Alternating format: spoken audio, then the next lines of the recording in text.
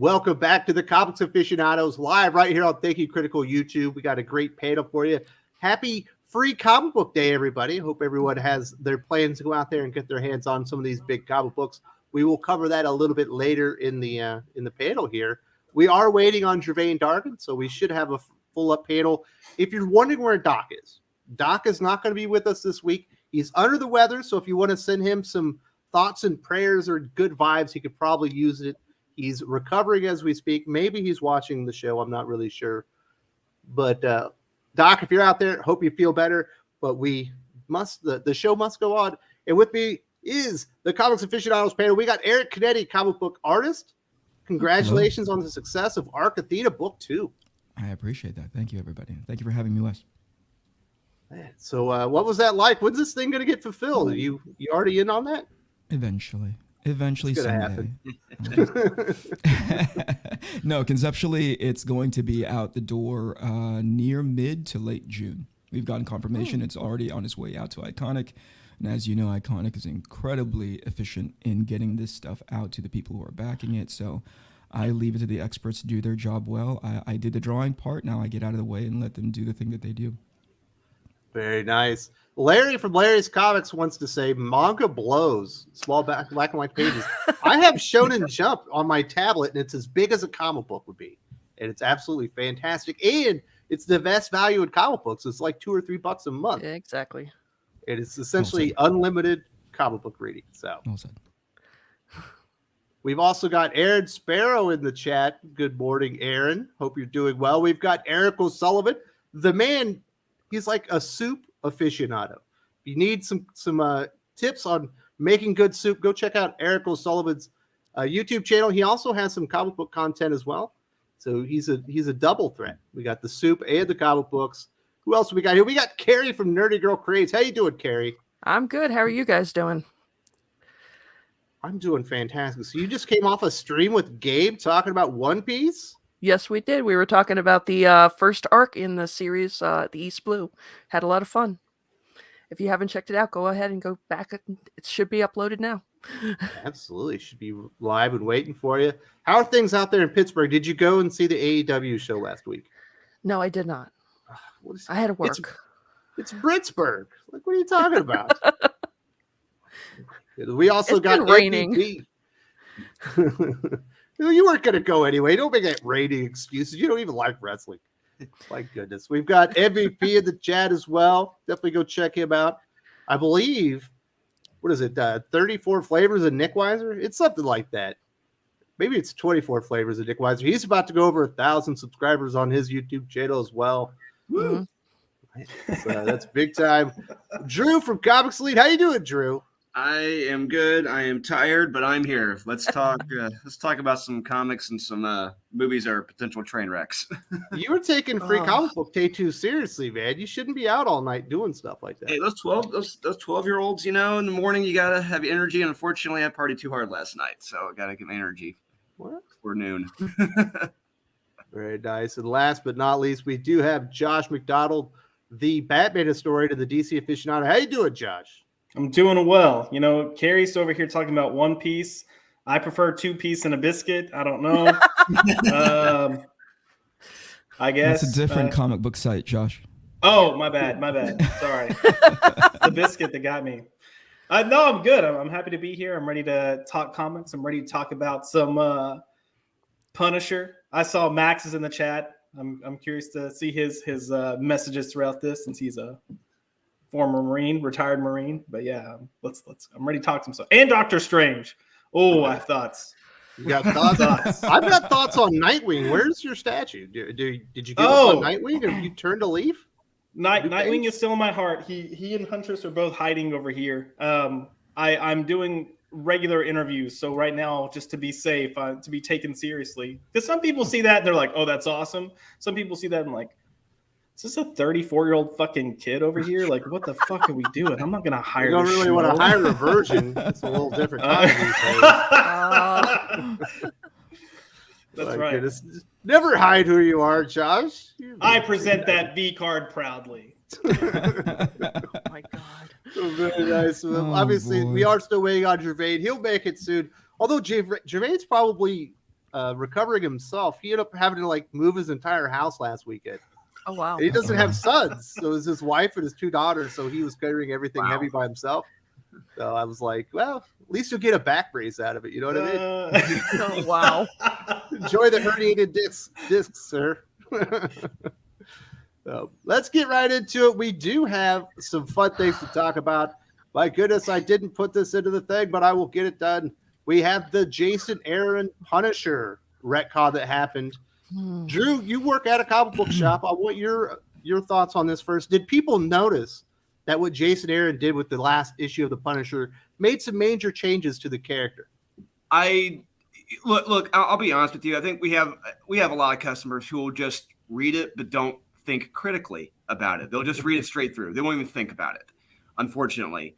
But when you read this, and you're a longtime Punisher fan, if you read this, it's like, did they just make him a serial killer? Did they just turn him into Michael Myers? They pulled a Rob Zombie Halloween on the kid and just made him absolutely insane. And it boggles the mind, and it should piss off any longtime Punisher fan, because this is not right. Yeah, you know where these things come from. Obviously, Eric, you worked in the comic book industry. You probably ruined some characters for absolutely for a publisher here and there. Why do you guys do this? I walk into every assignment trying to ruin it. You know, just if not artistically, definitely narratively.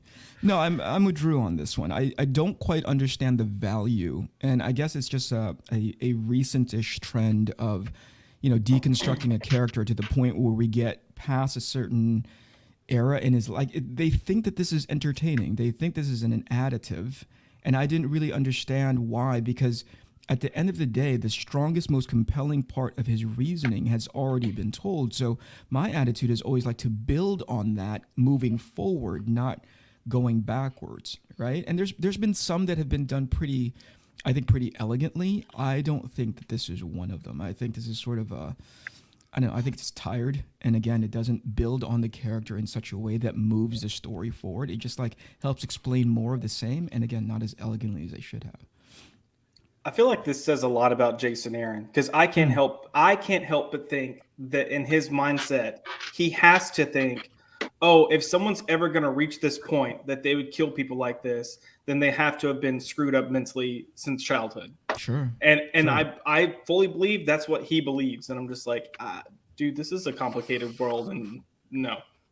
But Mike Barron gave a perfect explanation for who the Punisher was and why he's doing what he did. And it makes sense. He is a Catholic with Catholic guilt who just doesn't want to see this happen to anyone ever again. Like Batman, but more extreme. Mm-hmm. Mm-hmm. Do you think also because of the controversy, they're trying to maybe transition him into full villain? Oh, absolutely. I think they're doing whatever they can to make him less of a hero as possible, or look less heroic as possible. But he's never been presented as anything heroic, right? It's clear that he's a murderer, right? Yeah, he started as a villain, and then kind of moved into this anti-hero role once he got his background and stuff. Right. And I think it's a thing. What you can say, it's right, wrong, or indifferent. But I think this idea of like, if your family was murdered, I think you would probably go to extreme lengths. Now, whatever those extreme lengths would be, I think it depends on who you are and what you've experienced. But if you were a Marine and you experienced this life of a Marine, it's a plausible outcome. But sure. I don't know. It's to me, I thought it was a weird take. And for the panel, though, do you think it's because, he clearly gained popularity, and they were similar to how Marvel used to do everything. Oh, Wolverine is popular, we'll put him in everything. Deadpool is popular, we'll put him into everything. And so that's sort of like, I don't know, that sort of like they put him in so many books that the nuance of like giving him a mini series or just a limited series, kind of, we were overexposed to too much Punisher, and now people want to tell more stories about him, because I think like the stories that you can tell with him are pretty bracketed, right? And the fact that you start putting him in major superhero stories sets him up to fail right away, because again, not just in the exposure, but because I don't know if narratively he fits nicely into those spaces. I talked to Garth Ennis, C2E2, in December. He was going to be doing a miniseries with him back in back in Vietnam. Another one. I'm like, that's perfect. Yeah, do another one when he's in Nam. Yep. But like other writers have said, even Chuck Dixon, like it's hard putting him in with other superhero characters. You really can't do it. It doesn't really belong. Yeah. And it's frustrating because I've loved this character since I was a kid, and Garth Ennis got the character right as well, where it's like, we know he's a bad character, but when you set the villains as worse than he is, over a few issues, then you can understand why the Punisher's laying him to waste. Right. But they're not, they've kind of lost that focus, lost that point. Yeah, it doesn't make sense to put him in with a group of heroes where they have conflicting thoughts on how to handle things, because in their mind, looking at Punisher, he's a villain. Yeah, when you saw him in Civil War and he joins the one side, he essentially almost gets beaten to death by Captain America. Kind of exposes the character. He's not really heroic. He might have good motivations, but the outcome of what he's doing isn't doesn't really fall in line with what a hero really is, and it's kind of juxtaposed to where you see the other heroes in the Marvel universe. Mm-hmm. Yeah. But now they've kind of gone too far with that, where he was never even his motivations. It feels like now really weren't ever in the right place. He was always a sociopath, and he was just waiting for an opportunity to go out there and start killing people. Did you notice the irony of him wearing a Captain America T-shirt when that was happening? Yeah, but that's bad. But see how heavy-handed that is? It's just like, look at the irony, you guys, and and I suspect that that's in the script somewhere, right? That was a call out specifically. Put a Captain America shirt on him because, the irony. I'm like, you heavy-handed buffoons. Well, you see the difference between a really good writer like a Mark Miller, when you have Civil War and they're talking about why Punisher's not doing anything as Captain America's kind of beat him. He's like, that guy probably went to Vietnam. He signed up to go to that war because he believed in Captain America and what he stood for. Of course he wouldn't fight back. And then you have Jason Aaron. Like, how could we put these two things together? And it's like, oh, wow, that's really heavy-handed. It doesn't really say much about anything other than probably Jason Aaron. That's it. And that's my point. It doesn't really add any value at all, right? It doesn't progress the story forward. It just makes things retroactively nuanced, but it doesn't add that thing that makes you go like, oh, that's really, really awesome. We should continue to not cheer for this guy unless he kills more awful people. It's weird. It's really weird. It takes away his complexity too. It kind of just shifts him into a cliche.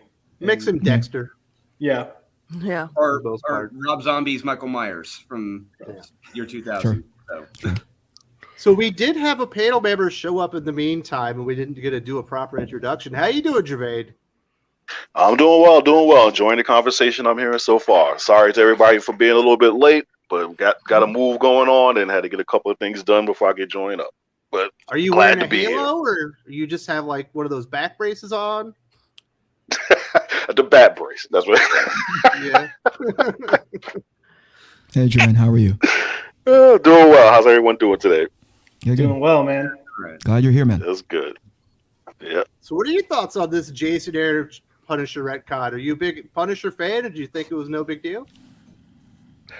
I'm in agreement with everyone else. It's like I've enjoyed the Punisher ever since the limited series came out way back when, especially with the Mike Zeck covers. But yeah, I just think it's something where it's just an attention grab, and it's something like, I think just like what Eric was saying, it's like it doesn't move the character forward, adding this particular nuance to it. It actually turns the character on its head, and it really it takes away all of the real energia, if you can, from the character, where basically this is a man who saw his family murdered in front of him for no good reason, for a senseless reason. And I think while he has gone more extreme than Batman has, I think it's still the same motivation. He's going to make sure he shuts things down so this never happens to anyone else again. So I think that was perfectly fine and good. You could definitely play around with whether he goes too far or not, which I think Frank Miller and other people have done well when they juxtapose Punisher with characters like Daredevil.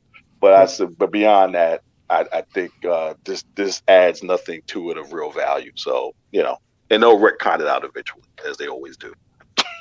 Yeah, they got to. Hopefully, sooner rather than later. Yep, exactly. So we do have some super chats. Let's hear what the people are having to say Lane Kramer, I'm feeling spectacular issues with variant covers. I wanted to get Art Germ cover for New Mutants 25, like over $100 to get it. I want my Goblin Queen. That's the Virgin Goblin Queen cover, right? So if it's over 100, is that a 1 in 100 variant? Yeah. Oh my goodness, that's where they get you. That's why goodness. Doc used to be a X-Men completionist until they had a 1 in 1,000 X-Men gold cover. That was a Jim Lee old art piece that they repurposed for that. It was $1,200 on day one. And then he decided he wasn't going to buy every cover ever for X-Men. Yeah. That's ridiculous. Is that the model now? I'm sorry. I've been in cryo sleep for however long it's been. And is that how they prop up their business, is on variant covers? The ratios. The ratios is where they get you. Yeah. Oh. DC it's a good shtick if you can get away with it, right? Like DC used to not do it so much. They would only do it like for a number one or a milestone issue. But even if you look at the DC solicitations, almost every big issue, if it's like a Batman or something, almost all of them have variant covers now, the ratio variant covers, which it's something they have to do. Even Todd McFarlane, with the success of his Spawn comics, they were doing 1 in 250 ratio variants with CGC certified autographs on them and stuff like that. That's how he was able to prop up the sales up to like 500,000. Hey Wes, I put up something in the group chat, the private chat, for like what the image looks like for the art germ. It's a link to one on eBay. Okay, yeah. Let's see if I can. Oh yeah, that's pretty nice. If you like Matty Pryor, man, that is a beautiful cover. So the pain is real, Lane Kramer. You are not the only one feeling it, my friend. Callum Lyle says, "Oh, this is a Gervain special. Antos lasted a week without Twitter. Are you surprised, Gervain? I thought everyone was giving up Twitter because of Elon Musk. What does that mean? What does that mean that Antos lasted? She gave up Twitter because of Elon Musk, and then within a week she came back. Wait, say again. She left Twitter, and then what happened? A week later, she came back. She could not be on Twitter. Eric Larson's neck is stronger. Eric Larson can hold out. Look, fake virtue is a hell of a drug. Let's put it that way. I want to you need Twitter. Was there an official sort of "I'm leaving Twitter" something? Did they say it? Did she go? Yeah. But her in specific, did she say somewhere on her account, "I can't be here because the rich billionaire who I disapprove of, and yet I'm probably using Amazon and everything else, who's another completely rich billionaire. I don't want to be on this rich billionaire's platform." Yeah. Right. She's young. She's naive. She didn't know any better, much like me. It's like, come on. You're already in the Matrix. Get over it. But there was a post. There was the signal, right? Oh my gosh. Isn't that embarrassing? Yeah. Went up. Yes, it is. Lane Kramer says, "Feel better, Doc. Wes, don't give him any bad comics-itis." Well, not this week. I sent the bad comics Drew's way. I'm going to do a worst of the week with Drew tomorrow. Thanks. Yeah, twice in a so we do our worst of the week, and then I got to read them again for Doc. Yeah, conveniently comes. Yeah. Sometimes you got to bear someone else's burden. I appreciate you stepping up, Drew. Yeah, no problem. Gal Weil says, "Has Aaron always been a spineless soy boy?" Yo, I don't know. But he certainly has always gone out of his way to kind of change character. He's doing it right now with the new origin of Thor, his mom is now the Phoenix. They're doing the 1 million BC Avengers. So you got to change the importance and uniqueness of the Avengers. He did it with all new Wolverine. Obviously, he did it with Jane Foster, Mighty Thor. Changed Thor's mom. Yeah, now it's the Phoenix. Yeah. Man, can I ask the panel this? This is in earnest, okay? So we're running into a space in which I think these ideas aren't landing as, like, I believe everybody here is pretty much a long-term fan of what we've come to know of these characters. Are we in a space now where creatively we are effectively out of ideas? We're trying so many things and see what sticks on the wall. And I think that, I don't know. I always, and Wes knows this about me, like I'll always point to leadership. I'll always point to the stewardship of the IP and the characters and go, why are you letting this through your filtering system? Is this not a bad idea to you? And if the answer is no, then I can go like, oh, okay, then just chaos then. Like we opt for chaos. So what do you guys think? I don't think it's a lack of ideas. I think it's more of who they're hiring to do this. And like you said, leadership. Yeah. Because you got great ideas other places. Look at manga, look at indie comics. Sure. And if you look at those, granted, they're time capsule comics we're doing right now with Peter David and J.M. DeMatteis. Granted, they are time capsule comics. I understand that. But I believe with some slight editing, they could be told in current continuity. There's no doubt about what it could be. Yeah. Oh, yeah. They're fantastic. Good stories are good stories and where they are, but they are certainly trading on nostalgia nowadays, as Eric was kind of hitting on there. There's a reason that we got Heroes Reborn last week, and we've gotten our third version of Civil War last year, and we got World War She-Hulk after World War Hulk again, and Dark Crisis kind of feels like Dark Knight's death metal again. So, and there's a reason the very first issue is going to have a Jim Lee variant cover that's an homage to Crisis on Infinite Earths. They want you to remember the stuff that you liked in the past, and hopefully that'll get you to buy a comic today. Those member berries. Member Crisis, member Flash. The nostalgia is effective. You remember when we used to break 50,000 on a low book as opposed to celebrating it? Because... Well, yeah, 50,000 was canceling time. Not having to worry about breaking 50,000. It was just a given. Yeah.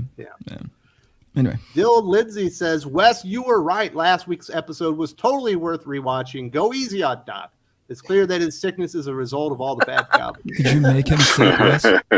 Bad comics put him in sympathy. I'll agree with that one. I'm never going to go easy on Doc. Doc makes my life difficult when I'm doing this show, because you just never know what he's going to say. Right. Was that out of bounds or not? It's Doc. I don't even know what inbounds means anymore. So It's also, gets passed. Like reading bad comics makes you appreciate good comics, right? Oh, 100%. Oh yeah, absolutely. Yeah. Absolutely. So you're welcome. That's one of exactly. That's one of Alan Moore's biggest pieces of advice. Read bad comics, or read bad books, read bad stories, and show you what not to do. That's why I'm writing Born of Blood right now. That's why I'm writing my series. It's because after reading all the bad comics, I'm like, I can do better than this knucklehead. I can do better than this guy. Yep. And I'm going to keep doing it. Absolutely. Well said. Sometimes you've had enough, and you got to go out there and be part of the change. Mhm. Yes. We've got Common Sense. I think Jason and Marvel retconning Frank because they don't want Frank and his old symbol idolized. Exactly. Yet everyone loves Wolverine, Venom, and Deadpool. Of course, they kill. Yeah. I don't think it's that they kill. I think it's that the obviously the Punisher symbol has been appropriated by other agencies, other groups of people, whether it be veterans, police forces and stuff like that. And I think that upsets people. I like agencies better though, Wes. That sounds so like clandestine. You know what I mean? I think it still works, right? No, I get it, man. Yeah, I just like the term better. And there's a truth to that, because I remember being in Baghdad in 2007. I mean, there were, I guess, more or less like 3-letter agencies we did not know about that were utilizing the skull as patches. Sure. So, yeah. Oh, yeah. When I was getting ready to leave Afghanistan and we were designing our coin that we were going to give people all the way out to say thanks, the guy that I work for, he's the one that designed it. As far as I know, he's never read a comic book in his life. Guess what symbol was on it? Punisher. Yep. You turned it into like a Humvee or something like that. Like, there you go. So it's definitely it's a damn good looking logo. Yes. Put it that way. Wolfstein 3D. I really dislike the subtext that he was a psycho first and joined the military thereafter, because this is where psychos go to. Aaron thinks I guess that's the way he thinks. Yeah. It goes back to what Josh was talking about. I never thought of it in that context, which is like, that's the brain. That's the part of Aaron's brain that he engaged when he thought like, there's only one way he could have ever gone this sort of like level of villain or anti-hero, and it's because he must have been a super disturbed kid. And by the way, put a Captain America t-shirt on there for irony. Yeah, and only psychos would want to join the military because there you can kill people. They Look, I have a semi-personal, like clearly I was never in the military, but when I was out in Los Angeles and I had my corporate job, we had 2 buildings, and there was like our main building and then a satellite building that was like 3 blocks away. Well, in between there was a gun range, an indoor shooting range. And there were some guys that were on the IT team that used to be former military. And every now and then, like either after work or on a lunch break, they'd be like, hey, we're going to go shoot. Do you want to go shoot? I'm like, absolutely. Like, I'm from Texas. I shoot. So we would go. We actually had someone report us to HR because we had to be unstable if we were going to do that on our lunch break. Oh, And I was like, Wow. what? So I'm like, it's not like I know. It's not like we're printing out pictures of like our bosses or people we hate and being like, let's hang this up and fire some shots. Like we're just or like, wearing Captain America t-shirts. Yeah. Well, I may have worn a Captain America t-shirt. So with a big red X on it. The thing is, like, Stallone, like the soft reboot Rambo movie when he did this, dealt with this a lot more elegantly than they're dealing with this with the Punisher. There's sometimes like people take the thing of the Bible and say, well, thou shalt not kill. No, it says thou shalt not murder.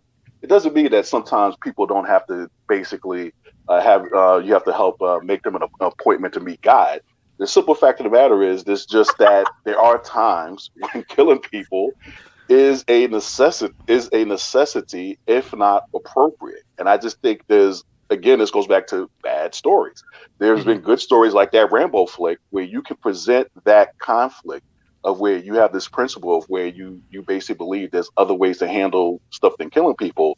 But sometimes people give you no choice. And that's why I go back to the whole I think Daredevil and Punisher basically play out this dynamic better than any other characters, because you have both men who are very principled about what they're doing, basically trying to achieve the same goal, which is different, which is justice. They just have very different extreme ways of doing it. Like that's a lot of times that's the point Castle's trying to make to Murdoch, is that in some ways you're just as much of a zealot in your approach as you think I am in mine, which is you can take the whole let's hold up the justice system and legal stuff too far to the point where there's situations where that's not even appropriate. Yeah, it's. What was the Rambo movie where he jumped on the vehicle and he turned the 50 cal around and turned those guys into? That was a Rambo. Yeah, it was a straight Rambo one. Yep, straight Rambo. It was crazy. That moment was pretty priceless. So I was like, good effect. Yep. Lane Kramer says, plus they changed the origin of the hand. Now they're just murderers. And they were recruiting him since he was a kid. Did they say that too? They show it. He shows up with the knife, and they're like, "Choose your weapon," kind of thing. This is the weirdest era of like. There's been this online conversation of what they should call this era of like Marvel comics, and immediately in my head, and this helps sort of like stand that up. I'm like, oh, this is the fan fiction era of comics. I always say broken era, but fanfic works. Yeah. So we know for a fact there wasn't a cosmic cube involved in this at all. We're sure about that. There will be. Someone's going to at some point. Yeah. They're setting up a Punisher Daredevil fight because Daredevil is being recruited by Elektra to join. I think it's called the Fist, which are going to take out the Hand. They're like mortal enemies from beyond time. But in order to do that, Daredevil has to die, but he doesn't know that. So that's what they're doing. Punisher's going to be the king of the killers for the Hand, and then Elektra and Daredevil are going to like set up the Fist to take him out or something. That's what they're working for. I just think it doesn't work. I'm sorry, man. This is a weird bus ride. Fist, you know what I mean? Look, Kevin Eastman and Peter Laird are having a big laugh right now. The Fist. Look, just say no to fisting, okay? Jesus. Oh boy! No one says this stuff out loud. No one plotting this. The editors. No one says it out loud. You got to say this out loud. You do, and that's honestly a good point, because when you're writing scripts, and I don't know if you've gotten this note yet, Drew, but when I was writing scripts professionally, I was told all the time, read it out loud. 100%. Read it out loud. Yep. Yes. Have other people read it out loud. I used to bring friends together to do read-throughs all the time. We would sit in my kitchen and do it. You have to read this out loud, because even if your friends aren't, hopefully you have friends that'll say it, but even if they don't, you're gonna have those looks. There you go. Like no, for sure. And then as an exercise, whenever we go over scripts for the book that I'm working on, my editor will sit there and go like, I see what's written on the page, but let me read it to you. right? Mhm. And I Yep. hear him say it, and I go like, that is the worst. That is the worst thing. That is like a Wrigley's gum commercial come to life for me. Can we change it to something more appropriate? You know? You need me to read that because I will make it sound as terrible as possible. That's a soft skill that you've acquired, Wes. Just throw a little lisp on there. That'll make this thing sing. You know what I mean? We got Common Sense. He says, what if Outlaw and Rachel Cole Alves know the retcon? What? I guess. I'm not really sure what that would mean. We do got Federico de la Casa. I've talked to Gorovin Parlov. What I understood is they have a new Edith Parlov story in store for mature readers, but now I do not have any more news. Yeah, we haven't seen the story. We haven't seen it yet in our store. I talked to Garth. Garth said they were putting it out, but I haven't heard or seen anything.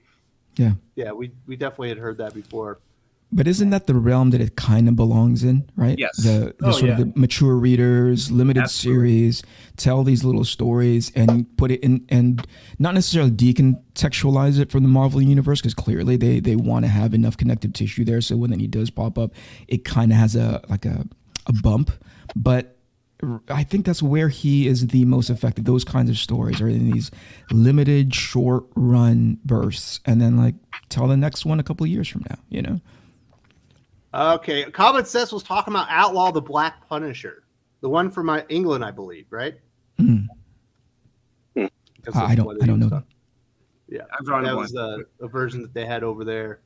But if you read Punisher Soviet, which was Garth Ennis not that long ago, that thing was pretty hardcore. That's about what they should be doing with the character. Yeah, this kind of Punisher stuff. Max. King KDI, Punisher works well with Wolverine and Cable, Old Man, War Cable. The problem with Punisher's retcon is it feels like editorial decree to downsize and destroy Frank Castle. That is Jason Aaron's MO. Generally, is anyone surprised at this point? Like, when they pull something when they like announced it, they were changing the logo. Everyone was like, "Oh, they're trying to destroy the Punisher." It was like, "Oh, I believe it. Sounds like it." And then they're like, "Oh, didn't see that part coming." The next reimagining of the Punisher is like when he's a baby, they're gonna put a gun in his hand when he's a baby. See, he was born. Yeah, like a little squirt gun. It was just a dead shot from day one, right? Yeah. No, it's like a flashbang grenade having sex with like a M16 rifle and pops out a Frank Castle embryo. It's gonna be. It has to go to that level of ridiculousness because it's trending that way now. To like how to explain how this man ever came to being. It only had to come from a level of violence, you know. It's ridiculous. No, and that's the thing. It's like, again, it's like you look at American History X, where they revealed how the Ed Norton character got to be where he came from, or how he got to be at that time. It's like it was just a very subtle but yet reasonable explanation for where he's come from. And again, what happened, for those who haven't seen it, because it's been way too long, so I am spoiling it. And then because of certain views his father was expressing, and then his father gets murdered in the most senseless way possible. It produces that guy who's like basically curb stomping dudes. But it made sense. It doesn't necessarily make the Ed Norton character more sympathetic, but it does make him understandable. I mean, especially with the events that go on in the story. And this just seems to be done for a PR grab. It's like, come on, guys. It's like, it's ways to do it. Yeah, and in that case, Gervain, I agree with you. It's also that, it was 90 some odd minutes of a movie, right? So you told the one and done, and you're like, thank you so much. That was great. That was super impactful. That all narratively made sense. And in the end, you kind of understand his redemption path. And like, hey, I was really messed up in this space, So, and again, there was an underlying tone of the omission of a father figure. You start looking out elsewhere for a new father figure, and depending on the message, it gets worse, or it could potentially get better, right? So that made a lot of sense. And again, straight through narrative. It's when people don't know how to continue that narrative. Imagine if they had to make, American X2 or whatever, and you're like, oh my God, please don't do that. Don't tell the continuation of the story, because it just won't have as much impact anymore. And this, I can still hear the clicking sound of the teeth on the curb stop. That thing is just one of the worst sound effects in the history of movies. Like it sounded so real. That Foley artist should have got an Oscar. Yeah, that was a rough one. We got Cal Mile. Plus, I think Antos is using Twitter to crowdfund for a new laptop. Yeah. Also, MCU America Chavez is a lost cause, just like Kamala. Is that true? Sort of. So what she's offering is she, I guess her laptop caught on fire, which I guess if you have old equipment, stuff happens. So she's commissioning, so she'll do a doodle for you to raise funds for a laptop. So at least you get something out of it. Oh my goodness! I'm sorry. You don't want a headshot of Rey from Star Wars or something? Offline before you press the go live button, you're like, can you imagine Kennedy doing like the reaction face? I think I'm doing them now. Everything that we're talking about right now, everything that you guys bring up, I'm like, is that really true? What's going on over there outside the front door of my house? Man, oh man, what have we gotten into? Is it a personal computer? Yeah, it's what it sounds like. It sounds like. Yeah, IDW's not giving her one, so yeah, it's got to be her own. Senior editor funds must not be all that much, but for more information on what Kennedy was talking about, we were kind of making fun of my face on thumbnails, and I was telling her, Carrie, it works. I was like the only person that you wouldn't see Kennedy doing like YouTuber face, who was like, like pointing at whatever else is on the thumbnail, because he's a little bit more serious than me. I'm doing it, as we're live, man. I'm doing it real time as opposed to like stage. I'm like, holy shit! It's a hell of an industry. We also got Cal Wow out of boredom. I read Historia. He's talking about Wonder Woman Historia, part 2, and confirmed my theory about Kelly Sue's bedroom life. Yeah, she really hates her husband. So I didn't read that because the Phil Jimenez art was gone from it. How was that comic book, Drew? Did you like Wonder Woman Historia Part 2? We didn't even get it. We don't even bother ordering it. Just issue 1 didn't sell too well for us. So we're like, Ernie was like, he just started laughing on my ass. I'm like, no, we're not ordering that. And it really out of boredom. I can think of so many other things I would rather read or do out of boredom than read Historia Part 2. Like reread my sock drawer. This is like a $7 or $8 comic book too. Yeah. Oh my gosh. This is boredom right there. Also, going from Phil Jimenez to another artist, like he's pretty, distinctive with his art style. Mm-hmm. Yeah. I'm glad I passed on that one. Federico de la Casa. Once creators with a pencil and created worlds while it's difficult times. Now they have all the toys, no CCA, and they have no idea. They just promote propaganda. I think it's kind of all over the place, though. You even look at a lot of cartoons, they're trying to do nostalgia, where they're kind of just doing the same thing over, or they're incorporating more message and stuff like that. It just feels like, you know what I'm saying, Carrie? Everything but manga feels like it's being diluted. I know. I feel like everything from my childhood is being brought back just to be destroyed. They're punishing us for being independent. Yeah, X-Men animated series coming out. I'm very curious to see how this is going to turn out. No, I don't even want to watch. See how that gets, those things no longer get sort of like an extension of equity of trust, because things have been so stacked in the way of like, hey, let's go do the suboptimal version of that bit of nostalgia.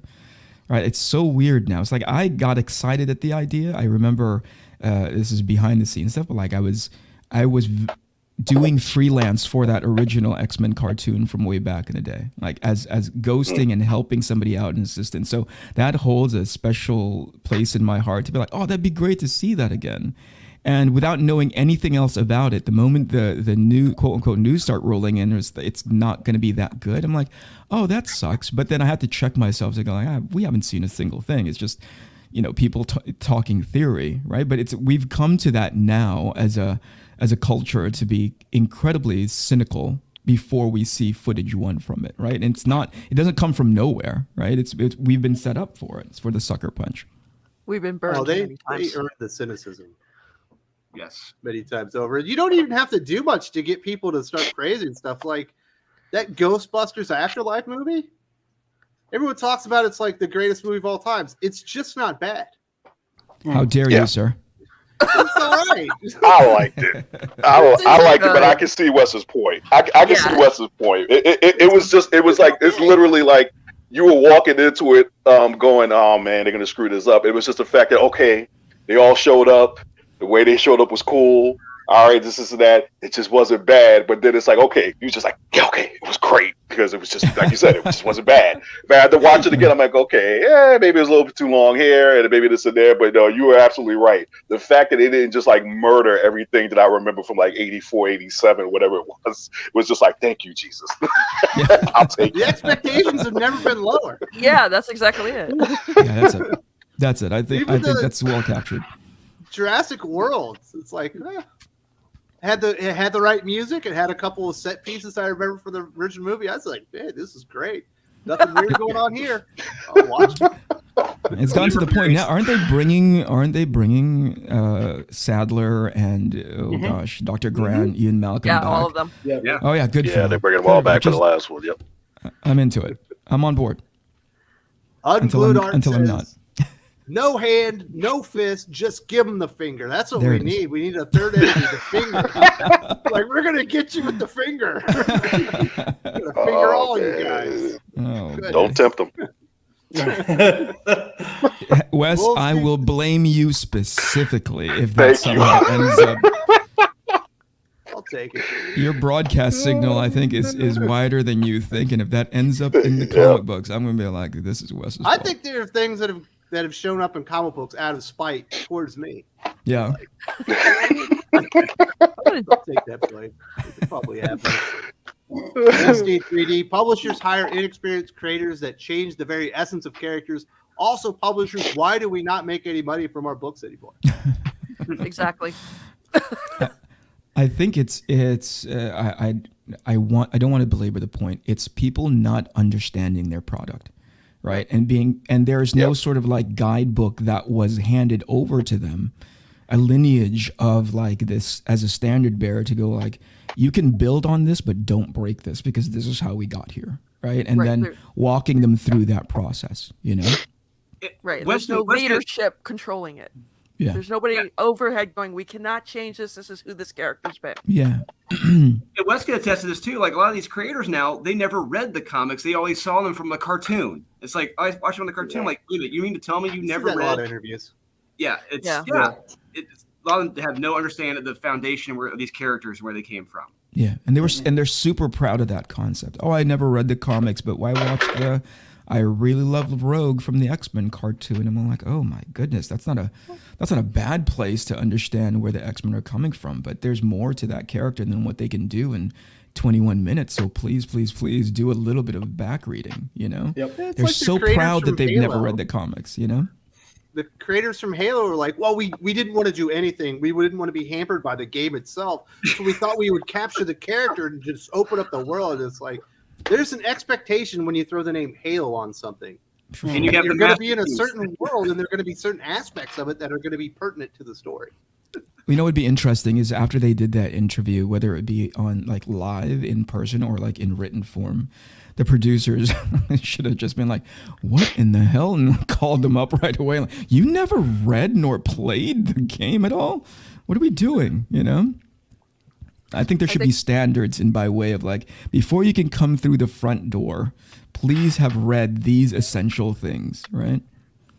Even back if to it's what not Eric- even, I was just say, even if it's not coming through the front door, just like if you're going to take this on, you are required to read A, B, and C. Yes. Like Yes. when I started with Batman News, we had a requirement of certain books that had to have been read, and then we had a review Bible that we had to read before we could ever write anything. Like, Oh, there you go. Oh, and that was for writing reviews. Did you have to do a book report before you could write for the site?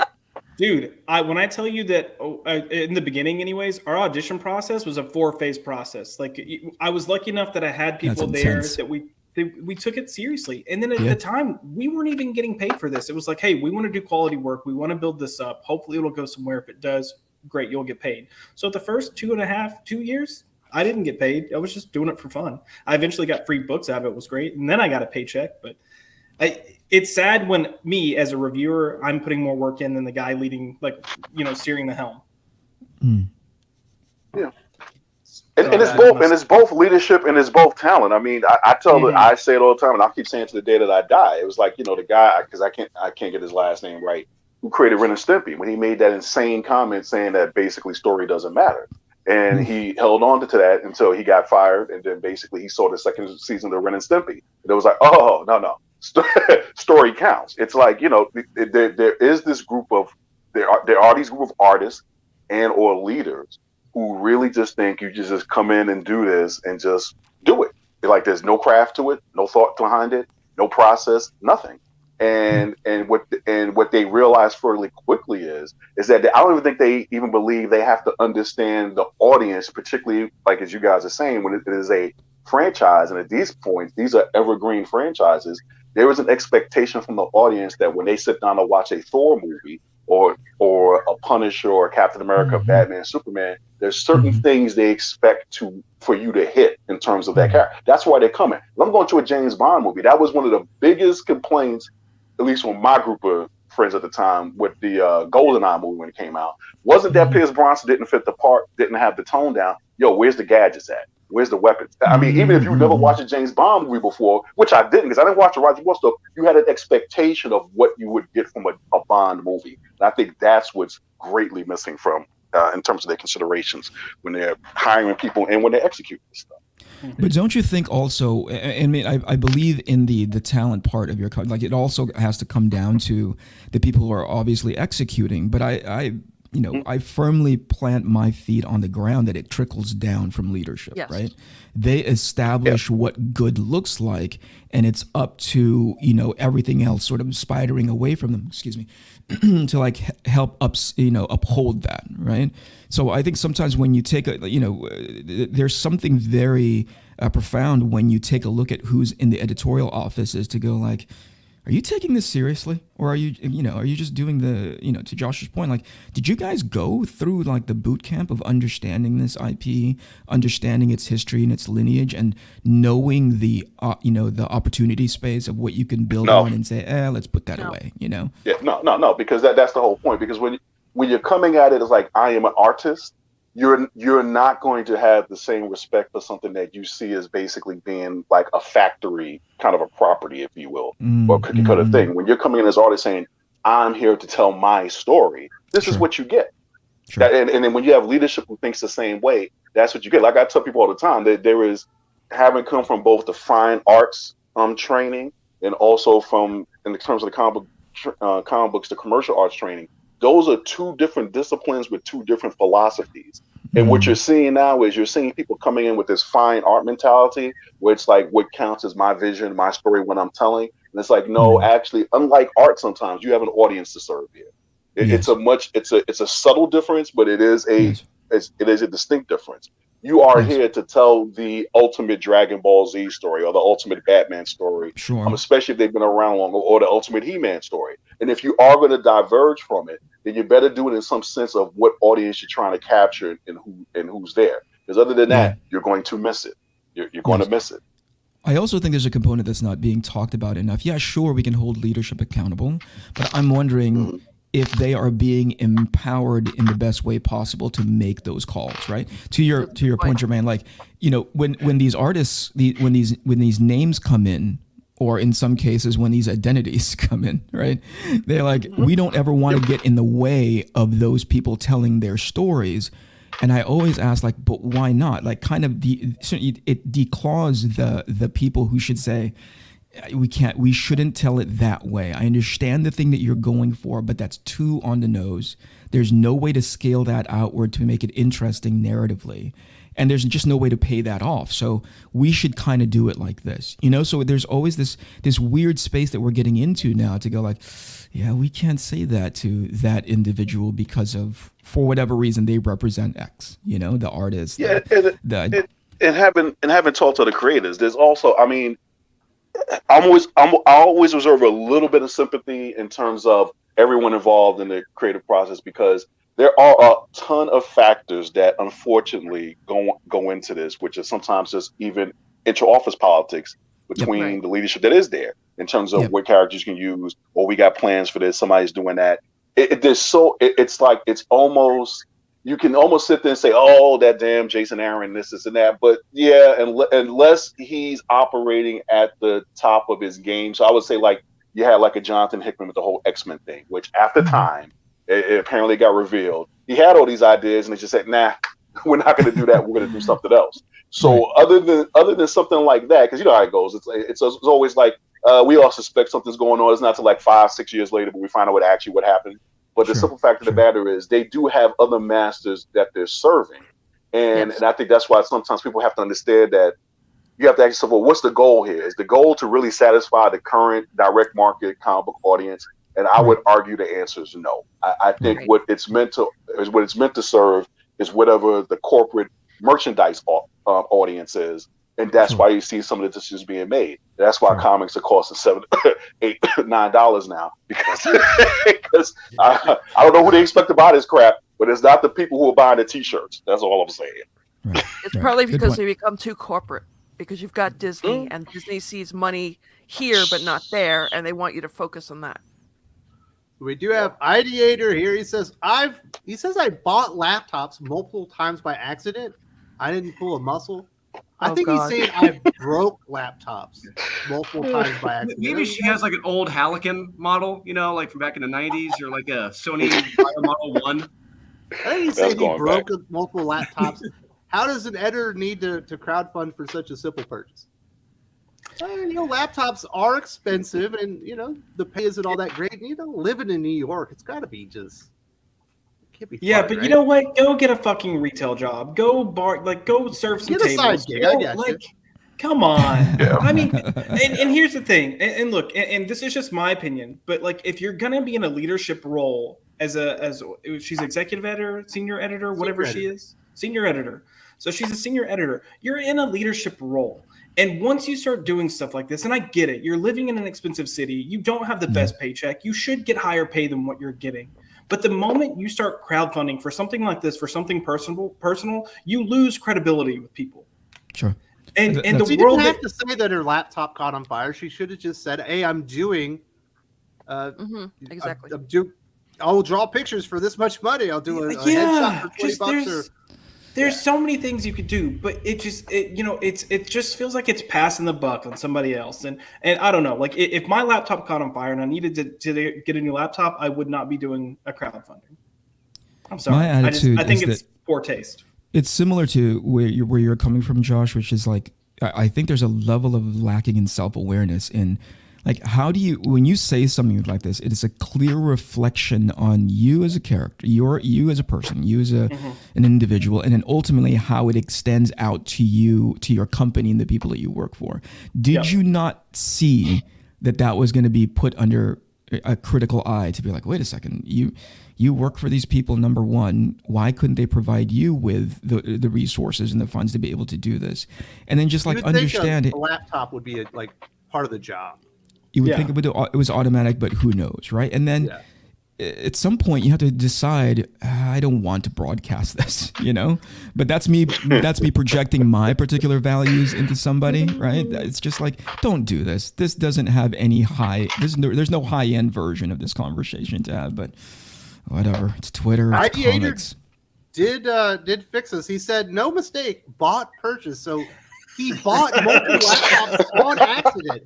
I'm going to say he went to go buy a laptop, maybe didn't see it go through and accidentally bought 2 or 3 laptops, and didn't even pull a muscle.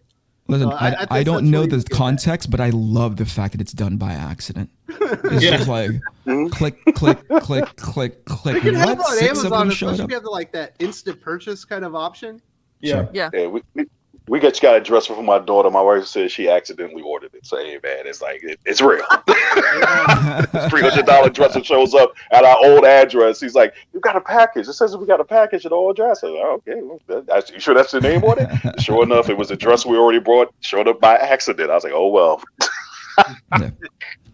Yeah, I just think conduct and how it's perceived publicly, you should, at the very least, you should be aware of it. And sometimes things on Twitter clearly don't have any sort of like, how does this impact the way people perceive me as a professional?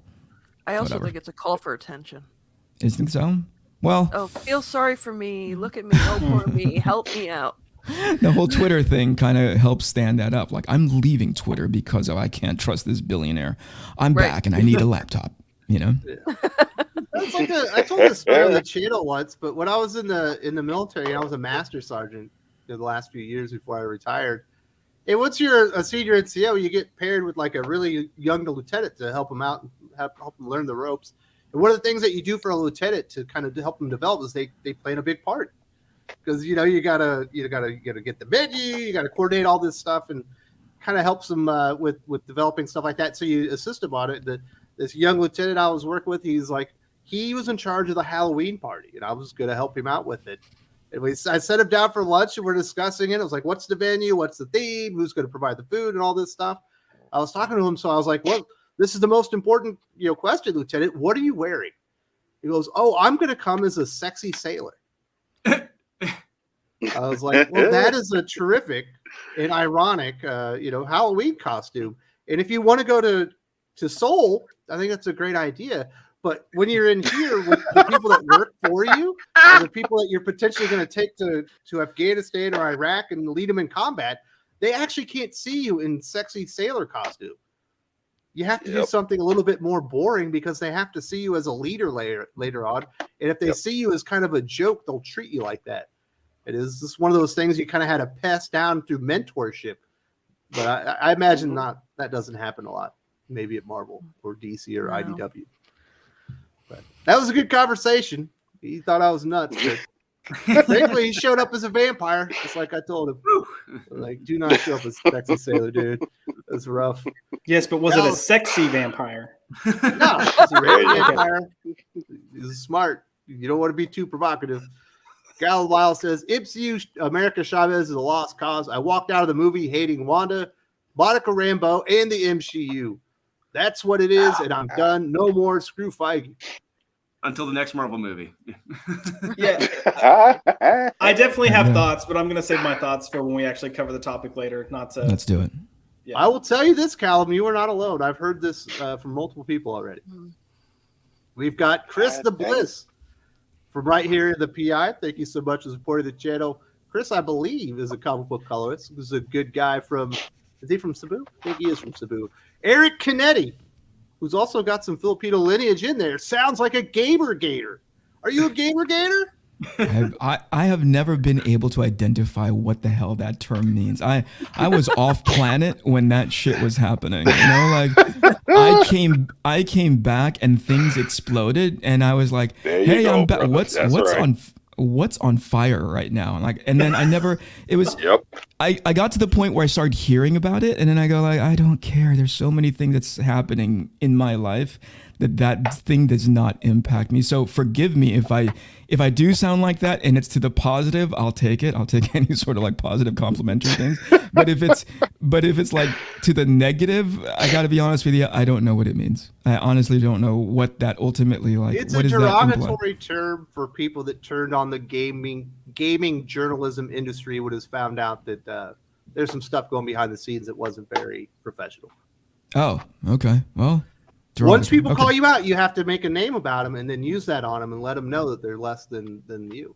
And one of them got to do a comic book DC. That's true. Oh. Yep. That's absolutely Eric, true. until I discovered this channel, I too did not realize these things were things. So, Yeah.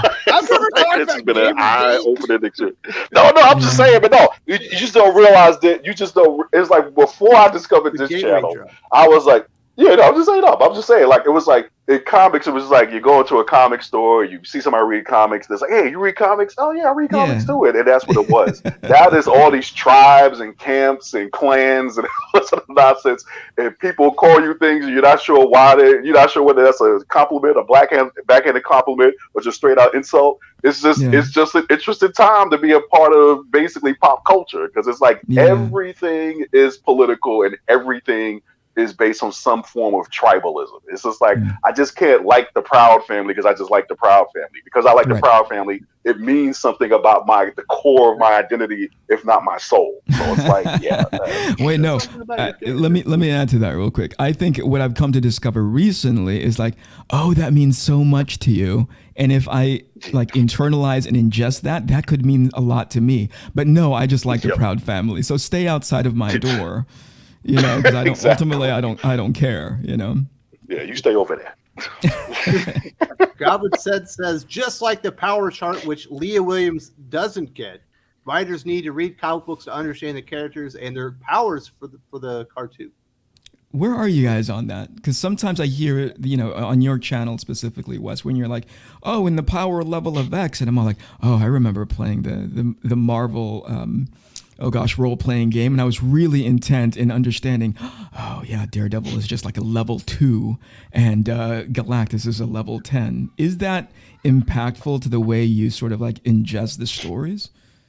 Well, it certainly is impactful when you read a story and you have Squirrel Girl knocking out Thanos, and you're like, Sure. well, this is completely stupid, and it should have never gotten greenlit. Who's dumb enough to? Then that's when you find out who the editor is. You're like, oh, Gotcha. that's the dumbass that actually greenlit something like that. Gotcha. And then we have editors from Marvel, I think, or writers saying like they don't look at that stuff. They said that's for fans or whatever. It's like, what are you talking about? This is part of the story. We need to know who's more powerful than the other one. It doesn't work. Yeah. I get it. In other words, welcome to your customers. I don't know what these guys are talking about. That's the whole point. We used to have arguments about who was faster, the Sonic or the Flash, or how could the Sonic versus? I mean, dude, those are there. But the simple fact of the matter is, those discussions happen. It's like, can Mighty Mouse really beat Superman? It's like, dude, those discussions happen. And if you actually have a problem with that kind of an audience, you're in the wrong business. This is not, or at least be enough of a professional to understand that, okay, look, and this goes to the point earlier about what we put on social media. Even if you don't particularly like the audience, the simple fact of the matter is you're taking a check. And along with that check comes certain things, which is you have to at least pretend like you like your job and you like doing what you're doing. Other than that, go get another job. It's real simple. Then somebody said, no, it's not. Yes, it is. It's that simple. It's like, this is your audience. Your audience is going to sit around and go, who's stronger in their micro form, Adam, Ant, or the Atom? That's going to happen. So get over that. You're in the wrong business. This is what the Marvel superhero power cards were for. We would know Exactly. who the other when I was a kid. I'd still reference those, and it's like that's what they're for. So you know. All I know is Superman versus Mighty Mouse is a pretty legitimate debate, but Sonic versus Flash is just Yeah. Did you see how quickly with that Wes kid. buzzed in? Like it If was it's fucking hypersonic, like it was, you know, Jeopardy, and this is a $1,000 question. He was like smashing the button to light up. It's ridiculous. Some people. Why do you hate Sonic, Wes? Comes in Say, here. what's He the does Sonic want to case? say, "Forgive me, Eric. The joke about Gamergate didn't land. Asking people the most basic requirement for a subject is considered to be to these people are Oh, yeah. etc." Yes. Yeah. Yeah. I've been questioned in my sort of stance about, you know, meritocracy. Right, like people constantly come at me with like, are they qualified to do that thing? Are they the best candidate to represent your brand, that style, that drawing, that whatever it is? And like, how dare you bring that up? I'm like, I don't know, man. Like, as a person who's supposed to, there should be requirements to do that job well across multiple industries, and there's rare occasions when you make exceptions, but for the most part, there's a baseline. And I think understanding your IP, your brand, the lineage and history of your character should be right at top. So when Josh said, oh yeah, you have to have a sort of a test phase. I was having a conversation with somebody about this 2 weeks ago in regards to people getting books right away, right? Like, you don't give those books to somebody just because they check off these particular boxes. You work them into the space and contrast them to what your needs are, right? And what good looks like for you. But then that's assuming too much, I think, because I don't know if these days, if they have established what good looks like. They just have boxes to check. I remember right. Jim Lee back in the day saying he had to have multiple tryouts to get in. Like Dude. he talked about, I guess they would give him a test script. It was like Vision escaping from a crate inside of a ship. Go Right. draw that. And they do it multiple times. And it sounds like these tests aren't even given to artists. It's just That's like, hey, that's not exclusive to Jim Lee, and I'd come to realize, you know, a good friend of mine was DC's former art director, Mark Chiarello. Mark was the sort of filtering process, and by which you can say, hey, Mark, does this look like it'll work? And Mark had sort of the RoboCop laundry objective list just going through his, his point of view, his field of vision to be like, they don't have this, they don't have this, they don't have this. Ask them to work on it, and then we'll consider them for a backup story somewhere and test them out that way. Right. So again, meritocracy, the concept of being able to do your job, and that falls under the header of like a meritocracy, that has to count for something, or else, you don't graduate into Marvel or DC. You just kind of fall into it. And I don't think that holds up your brand. I don't think that holds up a level of quality. Yeah, it's called knowing your craft. That's what it is. Yeah. Sorry, there is a craftsmanship to this, period. Yes. No two ways about it. Yeah, and I don't know of any other industry that doesn't have that in place. We were talking about, concept art. Like there's a bar that you meet before you get to work on these feature films that's heavy on sci-fi. And rare do you ever run into a guy who's like, you look like you just came out of like, art center, and you really don't have these things honed yet. You can't render a material. There's no way you can communicate this to the production designers. So I don't know why comics doesn't have that same sort of bar. Or if at least it's diminished or not held up, We've got Wraith X7. A lot of these newer creators are trying to leave their mark on characters that they did not have a hand in creating. Absolutely. That's one of the things that's real frustrating, Josh.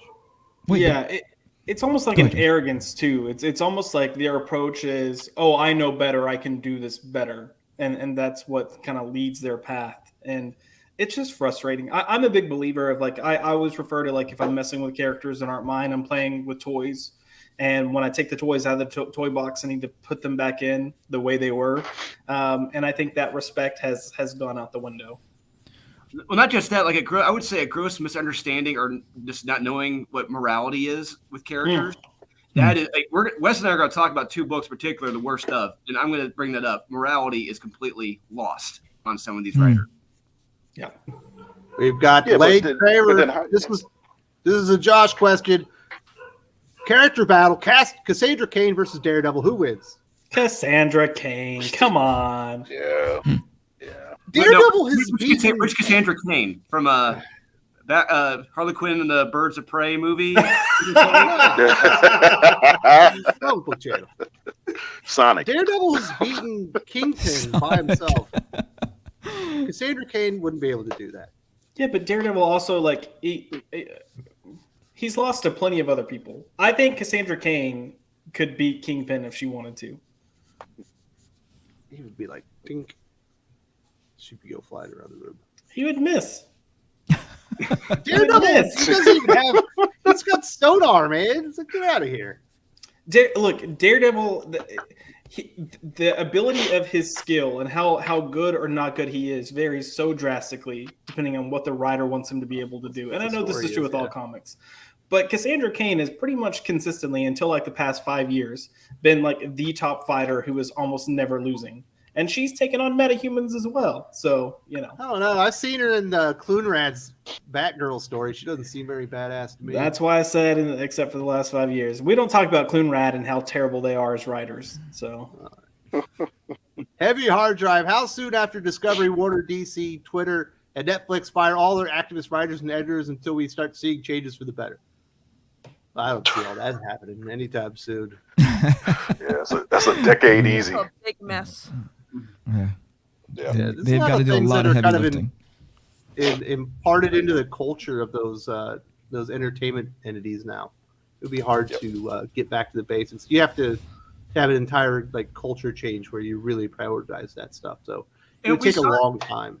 I would say we saw it briefly with Marvel when DC Rebirth came out, and DC Rebirth was selling like gangbusters.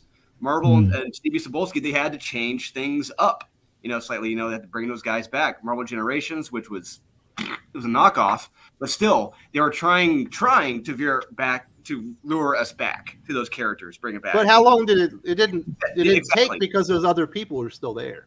Yes, it didn't last long, exactly. But they at least showed that they got it. They understood. Yeah, but guys, you understand, it's going to at least be anywhere from 10 to 20 years for this changes. Look, when it comes to the corporate thing, what a lot of people don't understand is they are always looking for where there's growth at. They're not looking at who's the tried and true, the steady base. So when I was looking into starting anime concepts about, and this is roughly 10 years ago when I was looking at it, it was like the big thing was minorities. Minorities was the next growth group.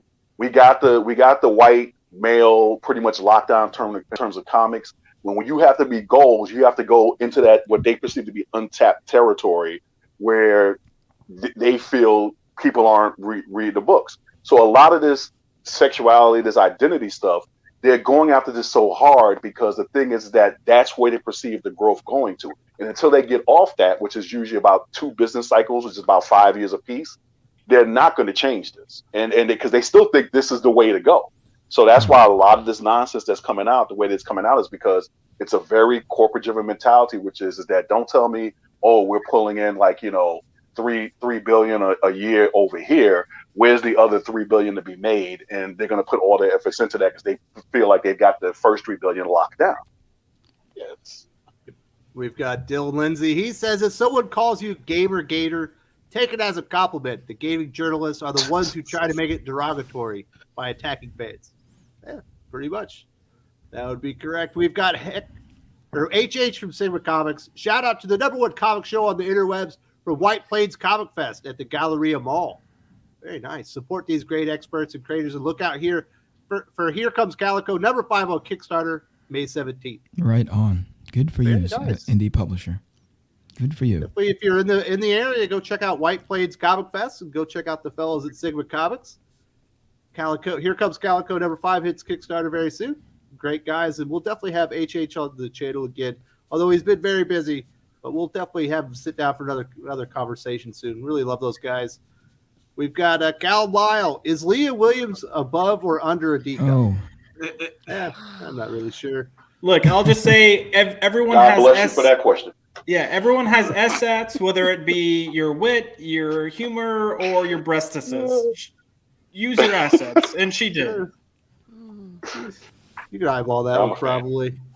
Eric O'Sullivan. That's a big part. Big Oh, part. wow.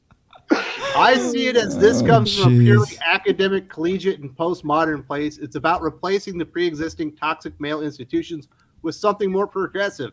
Hey, it ain't selling. yeah. Well, some of them are selling. There are some things that are tapping into this market, Josh, that actually sell, like a Saga and whatnot. It's just Marvel and DC don't really have the characters that fit that niche, so they're trying to break the characters to fit the new mold, and it just doesn't work. Yeah, they're trying to break the characters. I think there's also, I think you could also make an argument that there's a reason we're looking at things differently, or saying generally, we're trying to look at things differently, trying to bring in a different perspective. And I think that's fine. But part of the problem we have is we're taking it from the perspective of, oh, this other perspective is the right perspective. So you're all wrong.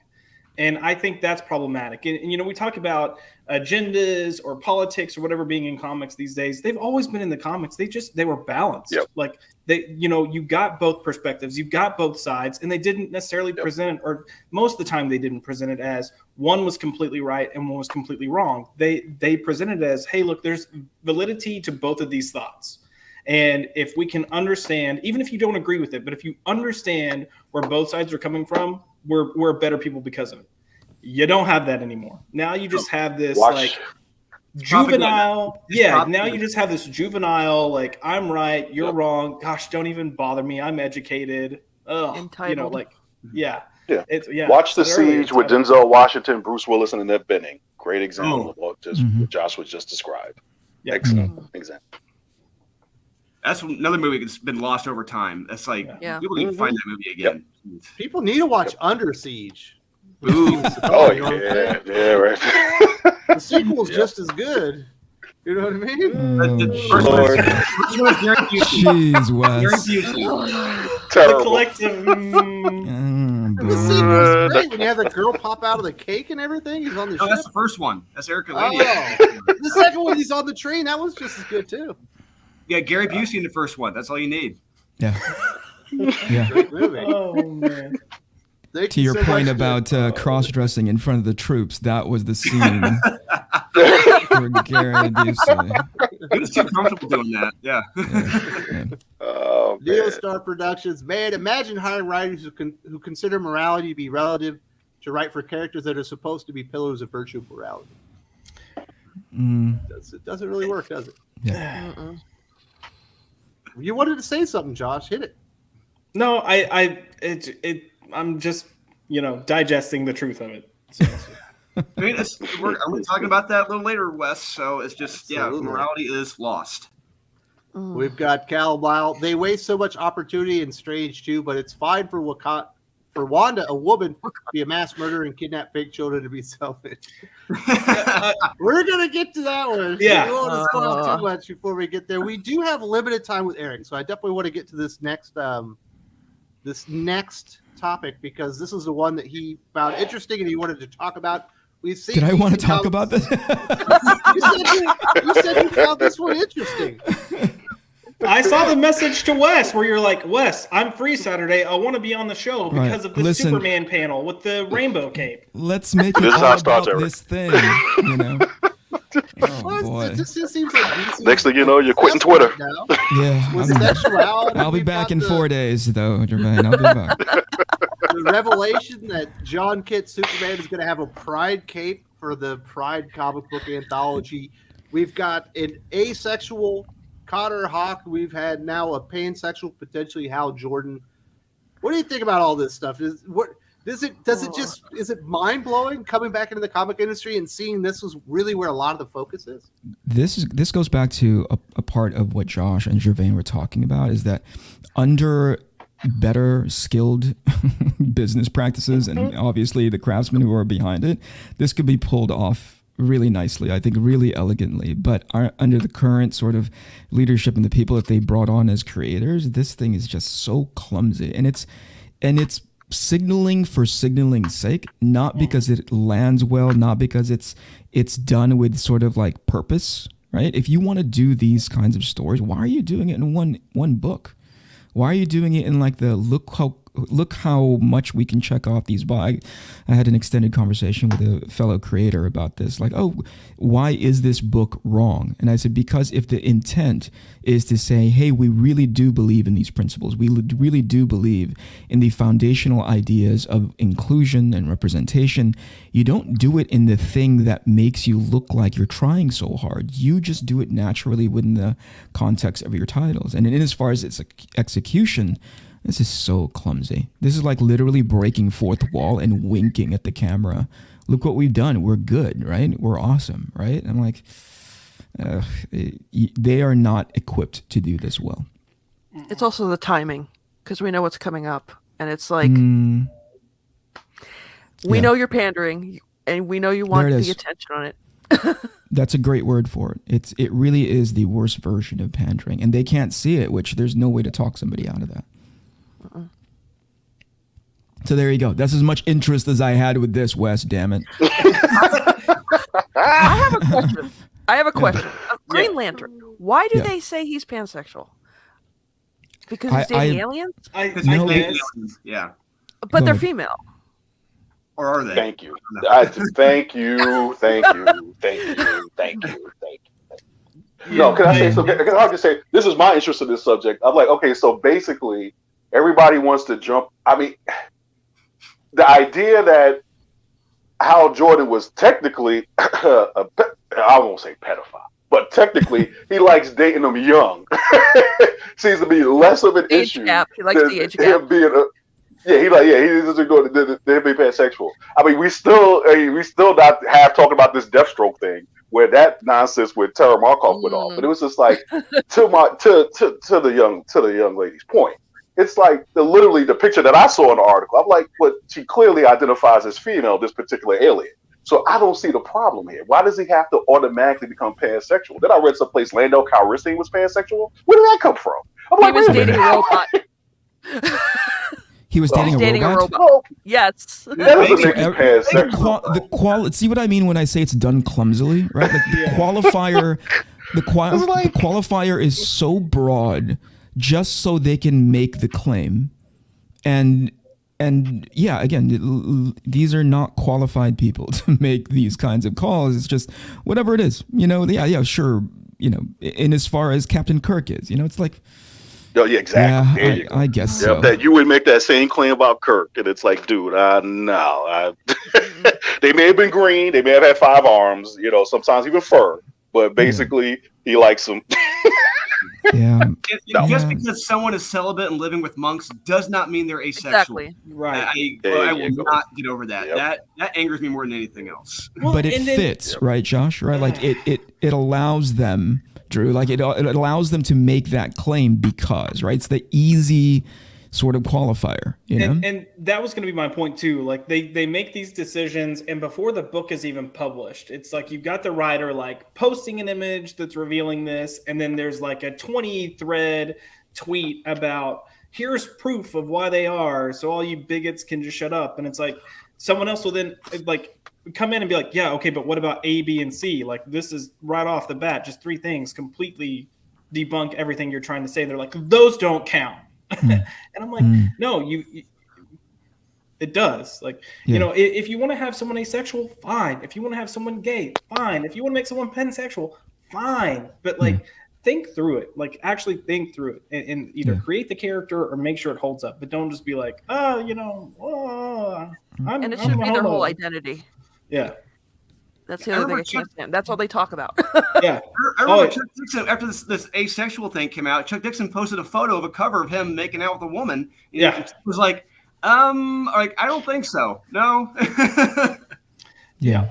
Well, I want to touch on what Carrie. Sorry, I'm pointing the wrong way. What Carrie just mentioned. It's all about identity, and like one of the things that I hate about the gay community is there's this like running notion of like if you don't present yourself as a like raging flaming homosexual, then you're not really gay. And I'm like, fuck off, like go away. I shouldn't have to wear a rainbow cape and walk around town. Like, go away. It's stupid. It's so fucking stupid. Get alive. You lose all your privileges and benefits if you don't. Yeah.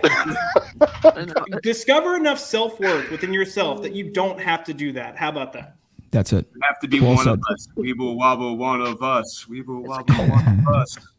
Oh, Carrie, you were the one that posted the thing on Twitter, right? With the guy wearing like the neon like dress thong with heels. It was Doc. I was replying to Doc.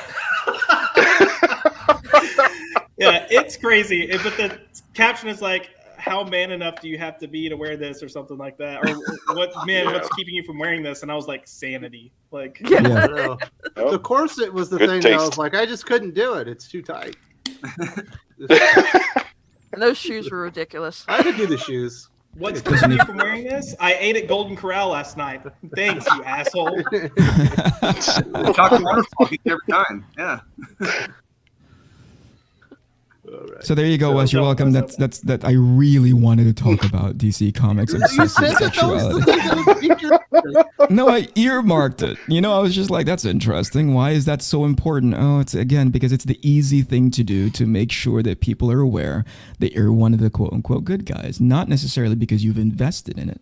Not necessarily because you truly, truly believe in it. Because if you did, you would dedicate more time to it. Not just like a one-off because you're like, hey, it's appropriate time. There's this really great picture, and I keep referring to it. I think it's on either the Google or the Yahoo campus. I can't remember which one it was. But as soon as Pride Month is over, there's these 2 guys that are like ripping down the flags off of like the pillars in front of their buildings, and I go, there you go. That's effectively, that captures exactly your level of dedication for it, because that's all you want is that hit of 30 days of people saying, oh, look, they support us.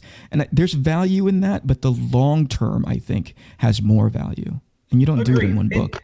And look, I will give DC credit. Like they have spent the past year keeping a LGBT presence in their books. So, I think we called them out in years past for being like, why, if you're going to be prideful, it should be, this is clearly just pandering because you're just doing it for 1 month.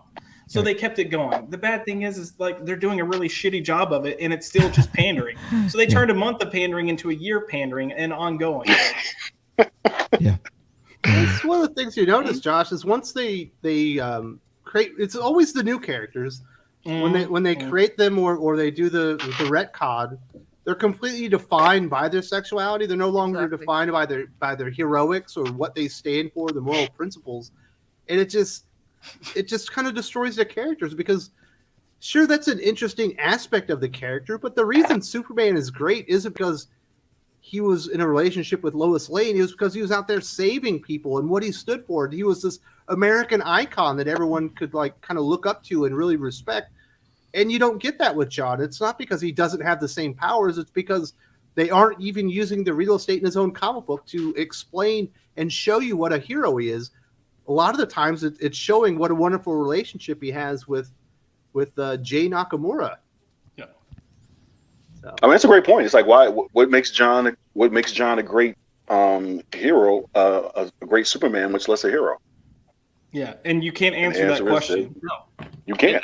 I just read the latest issue. It's coming out this week, and yeah, doesn't get much better. Yeah, there's really no much of an answer.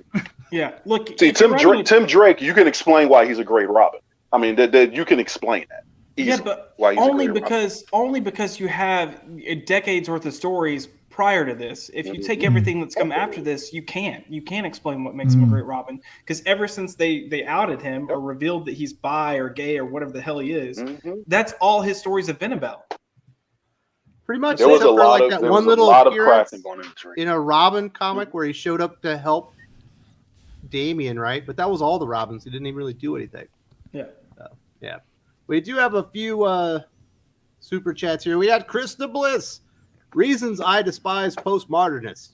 That could be a lot of this conversation, Chris. Gal Miles says they watch too much porno like Vita and T. Holy cow. Well, I think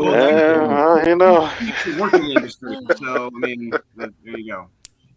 Porno's free. It's very accessible. Federico de la Casa. Problem to the sexuality in comics is just since millennials, they've been taught that they're special, so they have to manifest to the world anyhow. Saying that kind of the millennial generation has been taught you're special because of your sexuality, rather than the individual things that kind of define you. Carrie, you're a millennial. Please defend yourself. I am not a millennial, but thank you very much. Well, you look like a millennial. You look like nowhere near a millennial. What? A millennial is like 39 years old and younger to like 24. Keep Are you digging sure you're that. nowhere close Keep to being a digging millennial? that hole in the ground, Wes. Please, please. She's saying nowhere close. She's acting like she's 50. There's no way. I don't believe it. Oh, no. Yeah, just congratulate her on her blessed arrival and keep it moving. We reach next Saturday and like Wes never shows up for the stream, and we're like, "Where's Wes?" And Carrie's like, "Sorry guys, Aficionados has been canceled going forward." Yeah, boys, app says millennials are 26 to 41. Like this. Wow. Closer than you thought. Was All that right, close. Josh, you answer for millennials. You ruined everything. Do it, Josh. On one hand, I remember being in school, and then we used to have like honor award ceremonies that if you made A's in certain things or if you did something that was done well, you got recognized, and you got a ribbon. That was it. It wasn't like anything great. You just got a ribbon, and it was like a good job. Thanks for working hard. Good work. And then like I think it was my third grade year, they stopped that, and I was like, well, why did we stop this? And the argument was because it makes other kids feel bad when they don't get it. I'm like, so work harder. Yeah, like my mom's a teacher, so she had me reading at a young age and was like, you're reading this book, you're doing this, like, I put the work in. On the second aspect of it, I do think, to a degree, I think there is a benefit to saying, hey, what makes you different isn't necessarily a bad thing. But we've taken that so far to the point of like, no, you're exempt because you're different and everyone else is just wrong. So if they hurt your heart or they hurt your feelings, just ignore them. And it's like, fuck off. That's people always overcorrect. Yeah, like come on, just grow a pair. I'll never forget being stationed in England, coming right out of the airport, right out of high school, and living with people who are from all over the country, all over the world, and being exposed to these different thought points, of life, how to live, how they were raised. I'm like, whoa, this is nuts. I never considered this stuff at all growing up. And a lot of these people don't have that. They're not exposed to that stuff. Yeah. Yeah, but the other part is that gets missed is that they miss the commonalities between stuff. So this is why I tell people all the time when it comes to like black people and conservatism. I said, basically at YouTube at this point, you can pretty much look up black conservative, like convention and conference, and you'll see as far back as 1970 something. There have been plenty of Black conservatives.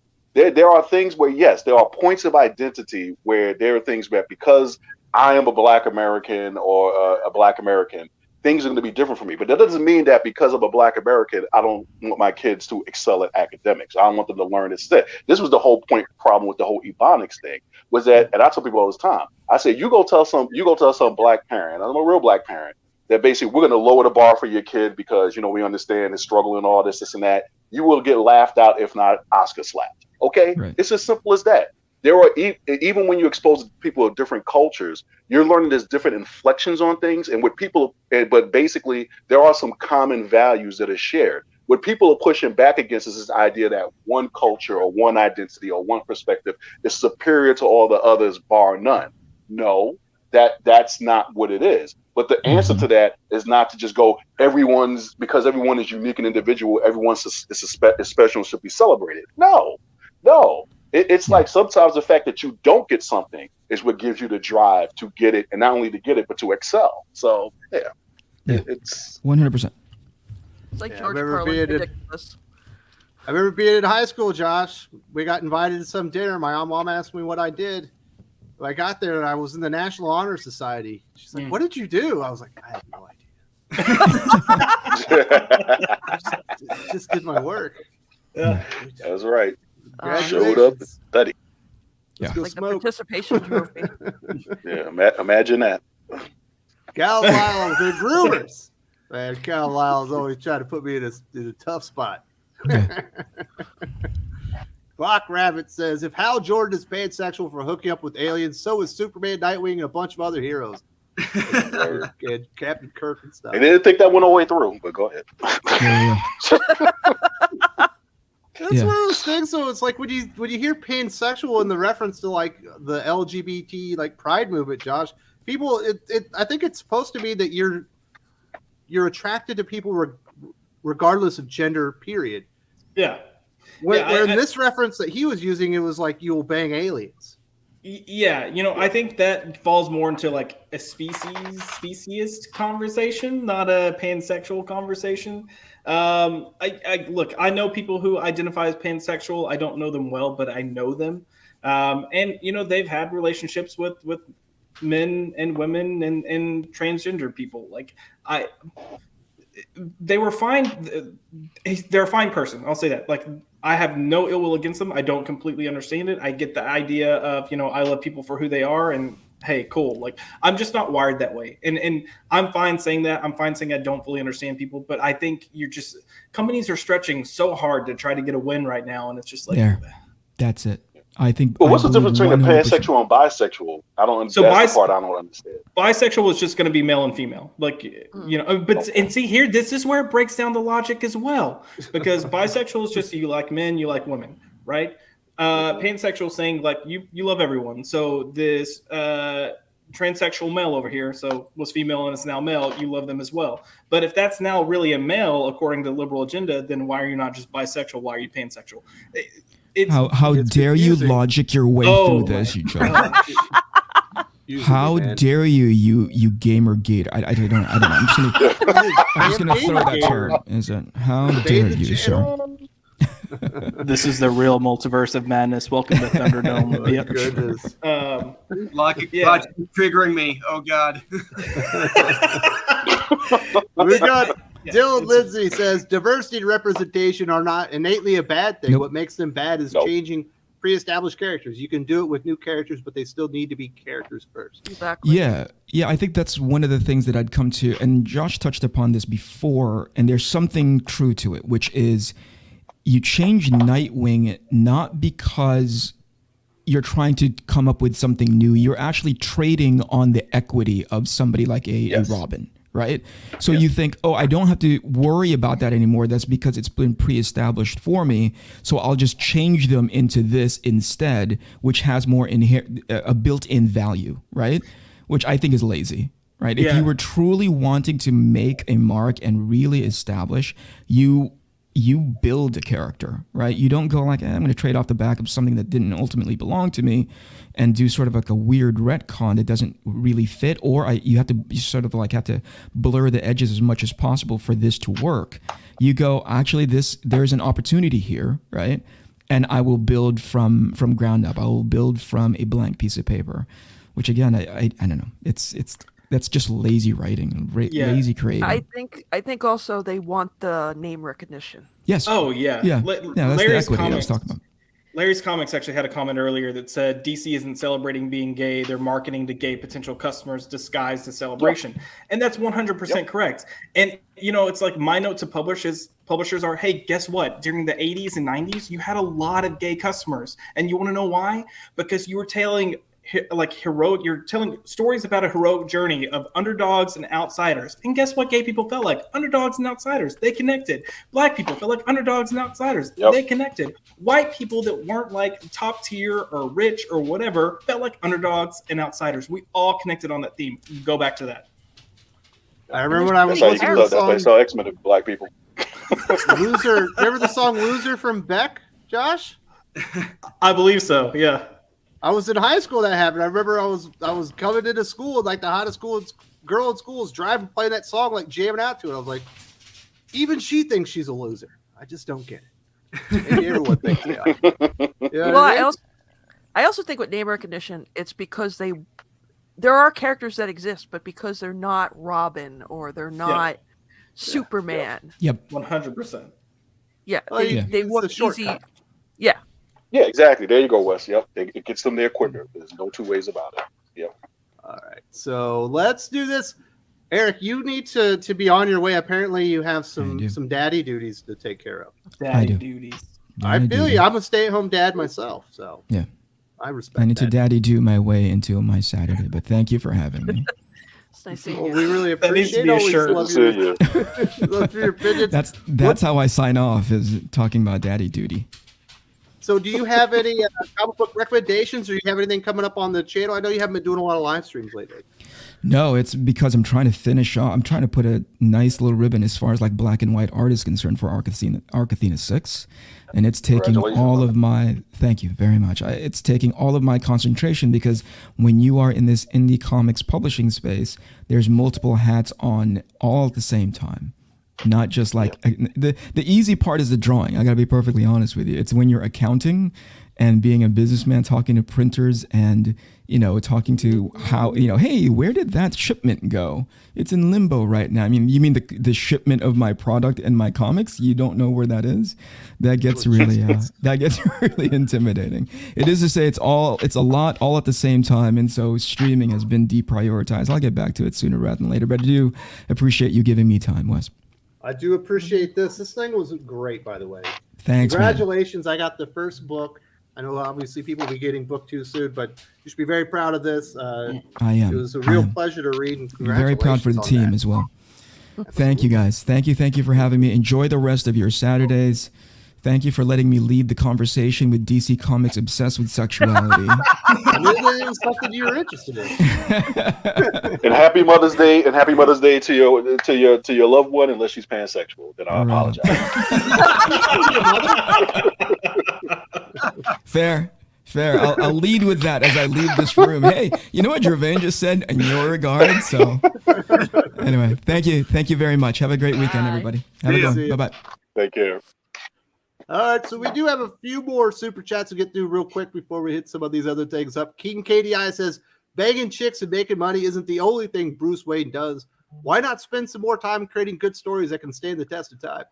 Exactly. Absolutely, Josh. If they promoted a book as like, you've never seen Batman pull more pussy than he will in this story, I would be like, I gotta fucking talk about this, because this is not a Bruce story right there. You know what I mean? Yeah.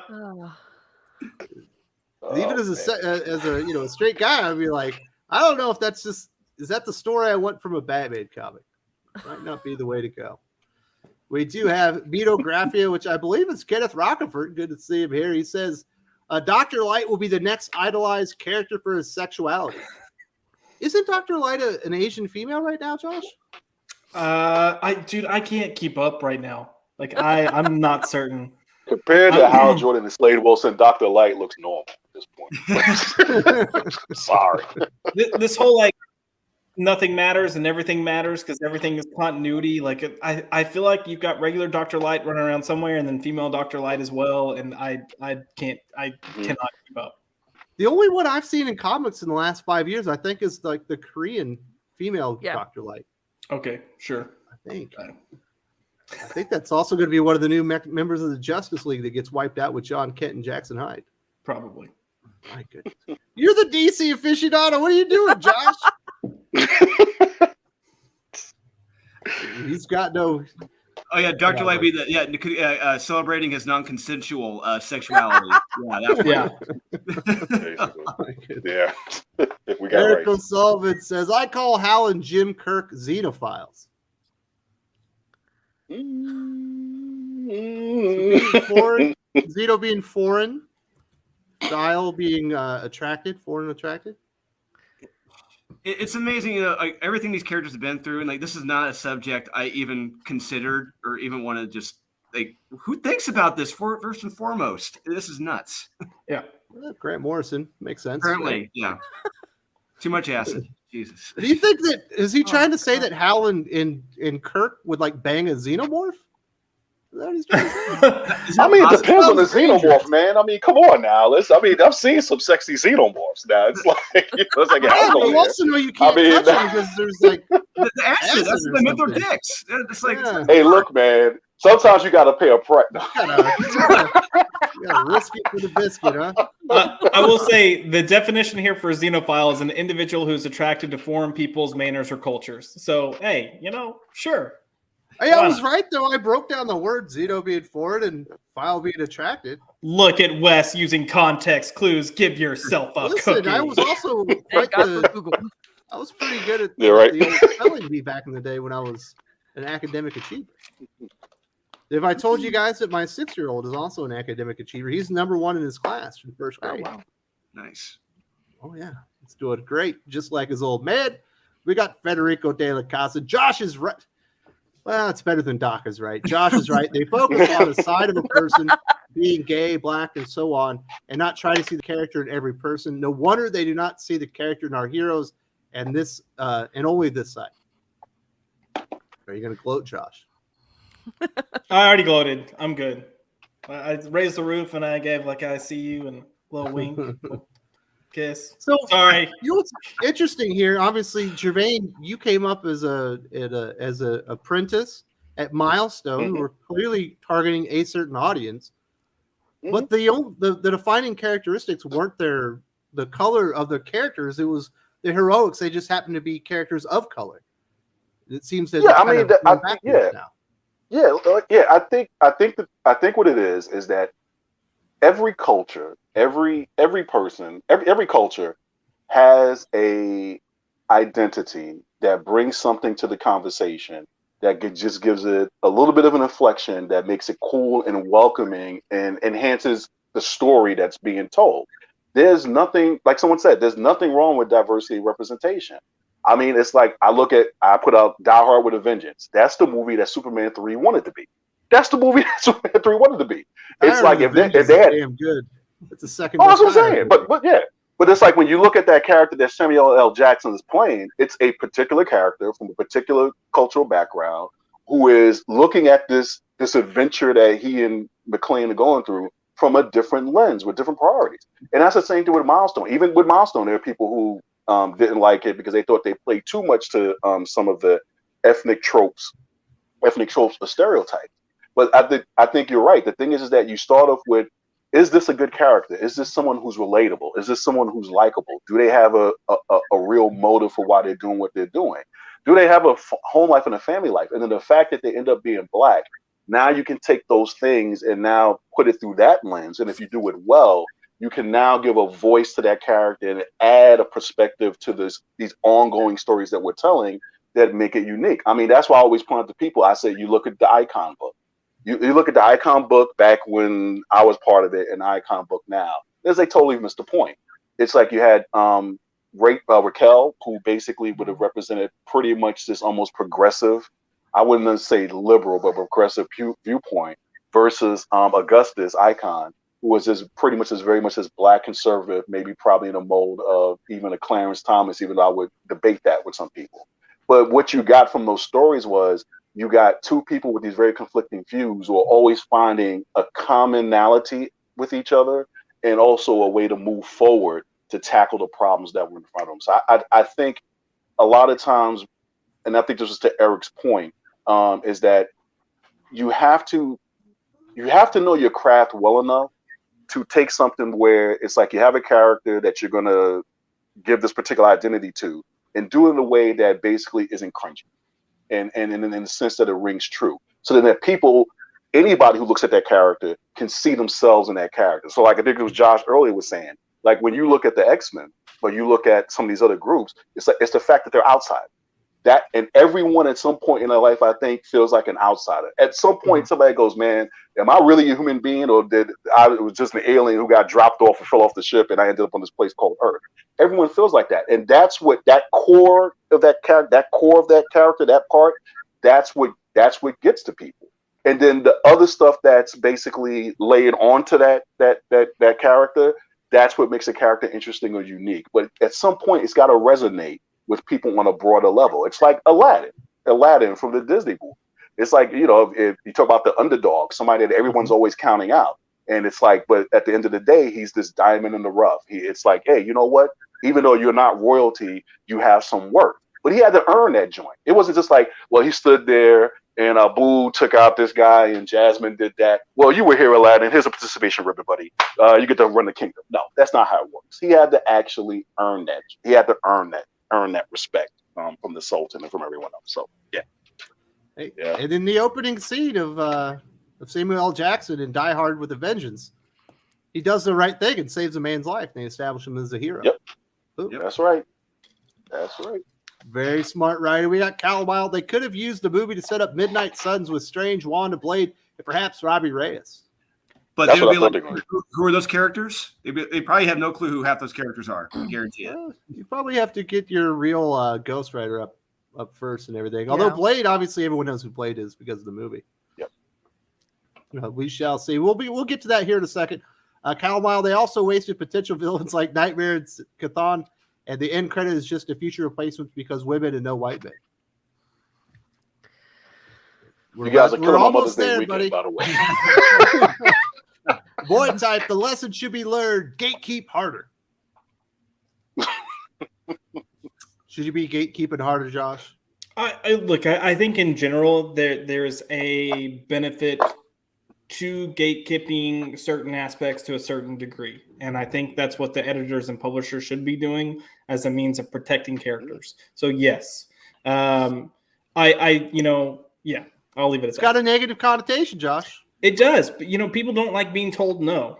So they need to. It's a way of life. Learn to hear no. Sometimes it is whether you understand the reasoning or not, whether you like it or not in that moment. 10, 15 years down the road, you'll probably look back and be like, I kind of understand that now, and that was the right call. There are plenty of hobbies out there that wish they had gatekept their hobby and just kind of kept it to the main people that enjoyed it. You know what I mean? Instead of letting other people infiltrate it. Just ask Dungeons and Dragons. Yeah. Oh yeah. They'll destroy it from the inside. We got common sense. I agree with Josh. What is going on? Because talking out here. Hello, ladies and gentlemen. Welcome to the Josh Show with the Comics Aficionados. Yeah, Josh. Happens once in a lifetime. I agree with Josh. It's okay to write LGBT characters, but write them as characters that come first over their sexuality. Sexuality is not a personality. No, it's a trait. Yeah. Basically. Obviously, we've hit on that one plenty. We've got Johnny J. Boogie. That's such a good name. What's the panel's prognosis on how Hulk versus Thor Banner of War is going to be? I bet you it's action-packed and it's kind of fun. And then it's Donny Cates, so he's probably going to ruin some character history. What do you think, Drew? I think it's going to be fun. I think I'm going to enjoy it. My only wish so far is that I wish Gary Frank was doing the interiors. I think if he was doing the interiors, this would be easily 100K copies sold every issue. It'd be a lot more expensive to make, though. Yes, it would be, but I think it'd be worth it. And but Yeah, I will say this: he doesn't go back and worsen up the histories like Jason Aaron does, but toward the end of the story as well. But I think it's going to be fun. I hope he does take the landing. I think it's going to be good. I'm going to stay with that. I personally am jumping off after Bane of War. I'm going to read it because I do like Hulk and Thor, but I think both of the series have lost a little luster for me personally. But it should be fun. I agree with you there. It should be action-packed and lots of insane things happening. We got Jasper Playdown with a question for Gervais. Is there any truth to the theory DC will not publish the diverse milestone IPs because they don't want to pay royalties versus race-swapping legacy IPs? Well, no, I think they will not publish the diverse milestone IPs. They're publishing it right now. Bloodstone. Yeah, I mean, they're publishing it right now, but the reason why they're publishing right now, this is from my understanding from a few people, is that if DC does not publish a milestone title or something related to milestone every so often, then basically it actually at that point reverts back to Dennis and all those guys, the rights. So that's my understanding of why they publish milestone for those reasons. It's funny because they're not necessarily doing it for the like, you know, with all this diversity effort pushing going on. It sounds like they didn't even consider using milestone initially for that reason. That's why you got something like a Naomi, and even you got the Black Lightning show. So you know, at this point with milestone, I'm not, other than they just want to hold on to the IP because they hold to the IP. That's why it gets published. But it's my understanding from a few people, the reason why they break them out every once in a while is because the deal is if they don't do it, then it goes back to the founders. The rights go back to the founders. So, Gervais, do you think it's odd that Warner Brothers, who obviously own DC and would have access to Milestone's universe and characters, also went out there and paid a tremendous amount of money for the Black universe from Kwanzaa, when it's kind of similar ideas, where they're going to make the movies with the Black characters, but not with the Milestone characters? No, yeah, I mean, you know, like I said, to the point of the question, I mean, is it they don't want to pay royalties to Dennis and the rest of them, or to Dwayne's thing? Probably, you know, that's not beyond the realm of possibility, much less imagination. It does seem odd that you would go out and buy a whole nother universe when you got one that you pretty much already invested in. But like I said, a lot of times, you know, I tell people all this time, when it comes to corporations and it comes to corporate leadership, the reasons why decisions get made, they can be really fickle. It can be just so much as, I don't like that person, or I don't want to be bothered with that responsibility. I mean, I'm talking about $500,000 to $1 million deals, sometimes multi-million-dollar deals, get squashed just for stuff like that. People go, how could you possibly? No, bro. It's like it can really come down to the fickleness of an individual who that is in charge when some of these deals get made. So, I mean, the milestone thing, it's just like you would think at this point they would let it go, but because they clearly, you know, are willing to push other things before it. But yeah, I just think they probably just don't want to pay the royalties or whatever the case may be. But I just know that's my understanding. That's the reason why it keeps popping up every once in a while. It's just they don't want to lose the rights. If you're a content creator or a content publisher like DC or Marvel, you just want to lock up as much of this stuff as you can, you know, for purposes of not only being able to exploit it yourself, but also sometimes just to keep competition out of the market. You don't want it on Amazon. Yeah, exactly. Yeah, you don't want the competition, and people have to understand that too. Yep. A lot cheaper to put out a comic book that you know, or you don't intend to sell very much of, than to give up the rights and let Amazon turn it into a big show. Yep, that's right. Yeah. So we got Dylan Lindsay. This apparently what a millennial said. I'm totally bi. This is what Dylan said. So you've been in a same-sex relationship? Millennial answered, well, no, but I totally would. Oh, and then the millennial said, just because I have a husband doesn't mean I'm not bi. Really interesting. It's kind of funny because I know a couple of the women that Marvel touts as like their LGBT, like big female creators, insinuating that they're like lesbians or bi or whatever, are absolutely married to dudes, like that are in monogamous relationships. Yep. I don't know. Maybe I'm too simple for this generation, Josh. Yeah. I know. Look, I've experienced this before. I've had people kind of do the same thing, and I'm like, oh, okay, that's cool. Like, honestly, I really don't care. And they're like, yeah, like I got drunk one time and kissed a girl. And I'm like, yeah, I got drunk one time and kissed a girl too. I'm still gay. I'm like, sorry. Whoops. Nah, Yeah, you're bi. I've decided it. Bring on the boobs. But yeah, I'm just too old for these concepts, Gervain. Oh no, I'm with you, man. It's like my daughters. They have now. My daughters are 10 and wife forgive me on this one, but the daughters are 10 or 11 last time I checked. And their peers, they're having, like, they told us that one of their peers says, oh, they're definitely pansexual, and another one was omnisexual. So I was just like, okay, and and I don't even think they necessarily know what the terms mean, but it's just like, they're having these. Yeah, well, yeah, exactly. So but it's like I think, no. It's just like when it's something where it's just like I think you and I have talked about this, Wes. It's like I'm not actually opposed to even my kids being exposed to having these conversations. Because believe me, there's a bunch of things that they're talking about that I have no idea what they're discussing. What my concern is that one, they involve me in the conversation, they feel comfortable enough talking to me about it, and two, that at least I have some say in basically guiding that conversation. And but I am not of this age group where I feel like, oh, my kids can't be exposed to anything or nothing like that. But it's like, there's a difference between my kid getting exposed to something and my kid being told, oh, this is what it is. So, and I would say that for anybody. So, but yeah, I'm too old for this. It's like I've heard bisexual, transsexual, all these things. I used to think one thing, and now there's just like 7 degrees of each one, and it's a little hard to keep up to the point where. And I refuse to do that pronoun thing. I'm not doing it. I'm never going to do it. I'll probably get sued and fired one day. But that's why I draw the line. Somebody telling me you should refer to me as this or that. No, it's either Miss, Mr. He, I tried she, to do or the pronouns thing, and I was giving myself a headache and making myself sound really stupid. Oh, it's even ridiculous. On people that don't use the pronouns. I was like, I can't do this. Crazy. I can't do it, man. Just sue me. Too much. Let's get it over with. Fuck. Dylan follows that up with, I only bring this up to highlight that a lot of people who claim to be a different sexual orientation have only been in traditional relationships.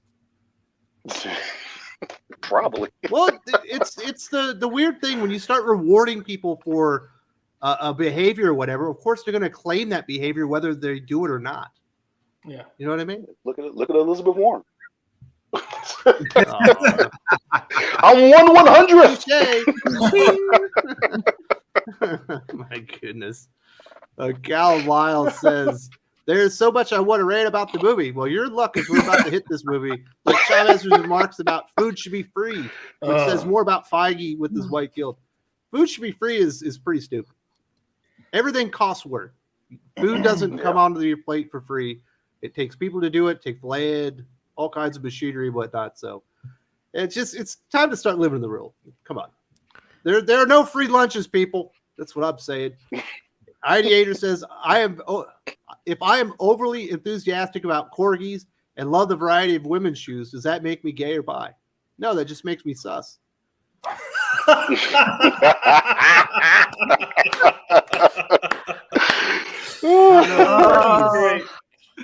Corgis kind of define you, you know what I mean? Put yourself in a box. Yeah, Sean's got a couple of those dogs, so yeah.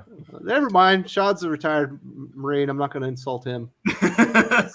Actually, you can't be a retired Marine. He's just a Marine. Another thing that you can't say about those guys. So thank you to everybody for supporting the channel. Let's talk about Doctor Strange and Multiverse of Madness. Obviously, people have wanted to talk about this. Josh, you saw the film. I've heard that America Chavez plays a very big part in the film. She's heavily featured. Yeah, she is pretty much throughout the entire film. There's not much weight to her character because America Chavez is nothing more than MacGuffin in this film. Like, she's part of the plot. She's a plot device. That's why she's there. Like, and look, I'll just say this. I don't care about America Chavez. I'm not one of those people that's like, oh, I fucking hate this character. Like, I don't care. I thought she was terrible here, and I partially of how she was used, and then also partially of I didn't think the actress was very good, like at all. I've heard that and a lot. And it blows my mind because I'm seeing some people talk about how great the actress was, and I'm like, it blatantly feels like you're watching 2 to 3 strong actors, working together, and more sometimes, and then you'll have her start speaking, and it feels like a CW show. And yes, before anyone gripes, I know there are some good people on CW shows. I'm pro Buffy Angel, which was WB, but CW, like, I get it. But you know what I mean, and she fits what I mean. So that was one of my big things with it. Did anyone else see it on the panel? I'm seeing it tonight. No, I seen clips though. All right, I'll just I won't. Joe I don't said care. it was DeGrasse High or something like that. DeGrasse. Hey, don't knock Degrassi High, man. Nah, come on now. Now you just wrong. That wasn't me. That was Joe. That's great. A fight. Yeah, here's the thing. If you've got so many people talking about America Chavez in this movie, your biggest takeaway should be that you don't have a strong story. And that's the problem here. And it's kind of been the problem with a lot of Marvel movies lately, is they're not focusing on their story. And here you have a plot that could actually be a really good plot if you approach it the right way, but they don't. They jump right into the middle of it. They don't connect the dots enough from certain titles into this. So like the jump from WandaVision to here is pretty extreme, and you're left to go like, okay, this is mainly because of the Darkhold, but they never fully explain like, hey, this is because of the Darkhold, and they don't show it. You just jump to an extreme. And then there are themes that are presented in such a half-ass way that had they actually leaned into those themes really leaned into them heavily for the plot of this movie, you would have had a damn good movie. Because you've got a good story here, and you've got 2 opposing mindsets, which is Doctor Strange and Scarlet Witch. And I promise I'm not going to give away like major spoilers. You've got 2 great mindsets here where Doctor Strange is like, I know what we have to do to fix things. I'm right. And then you have Scarlet Witch that is ultimately doing the exact same things that Doctor Strange has been doing, but she's viewed in a completely different aspect. And originally what she was wanting to do doesn't involve murder. Just throwing that out there. And what Doctor Strange did involved half of a universe or all multiverses getting murdered, hoping that it would work out. There's good themes here, and they didn't lean into it. They just kind of throw it away, and the throwaway line is pretty much Christine going, you always have to hold the knife, and that's like the crux of the movie. So, okay, so Josh, I got 2 things real quick. Okay, one, It sounds like Marvel is banking on that everyone will have seen or watched WandaVision before seeing this movie. 100%, and it's a huge mistake. It's a Disney Plus love letter, it sounds like. Let me put it this way. This movie is very much the 3rd act of WandaVision. Like if you take WandaVision and say it's act 1 and 2, this is the 3rd act, but they don't have that bridge scene to carry into it. It's just like a jump to 6 months later or however long it's been. Like it's a very distinct jump. And it's one of those things that I want to come back and talk about later as well, like after a week or so people can see the movie, because there are things that they could have done that would have made all this so much easier to swallow, and they didn't do it. Instead, and I think we all know Wanda's like villainous here. She kidnapped an entire town, tortured them, held them hostage. Yeah. I mean, that is villainous. That is a villain. And then was 100%. Like it's a villain action, and they tried to present it as a way of like, hey, they at least tried to present it as a way she willingly gave up that life. You did something terrible. We acknowledge that you gave up that life. Please try to go find peace. That's kind of how they left WandaVision. And here you jump straight to like, if you thought she was a villain there, that's nothing. It's nothing. But yeah, like it's a big jump. It's a big jump. When you brought up what Doctor Strange did in Endgame or Infinity War, what he did was like a Spock, the greater good. He was doing what he could to save the universe, billions. Correct. With Scarlet Witch, it sounds more selfish in nature with what she wants to do. Not so many millions of people. Yes. What I will say is there are like 2 or 3 scenes presented here that Doctor Strange having the mindset that he has could actually be detrimental and selfish as well. It might be for the greater good, but whose greater good is it for? Yours, because your greater good may not be the greater good. So that theme is brought up, but they don't lean into it, and that's kind of the crux of the film as well. They just don't lean. And part of the problem here is I don't feel like this is Doctor Strange's movie.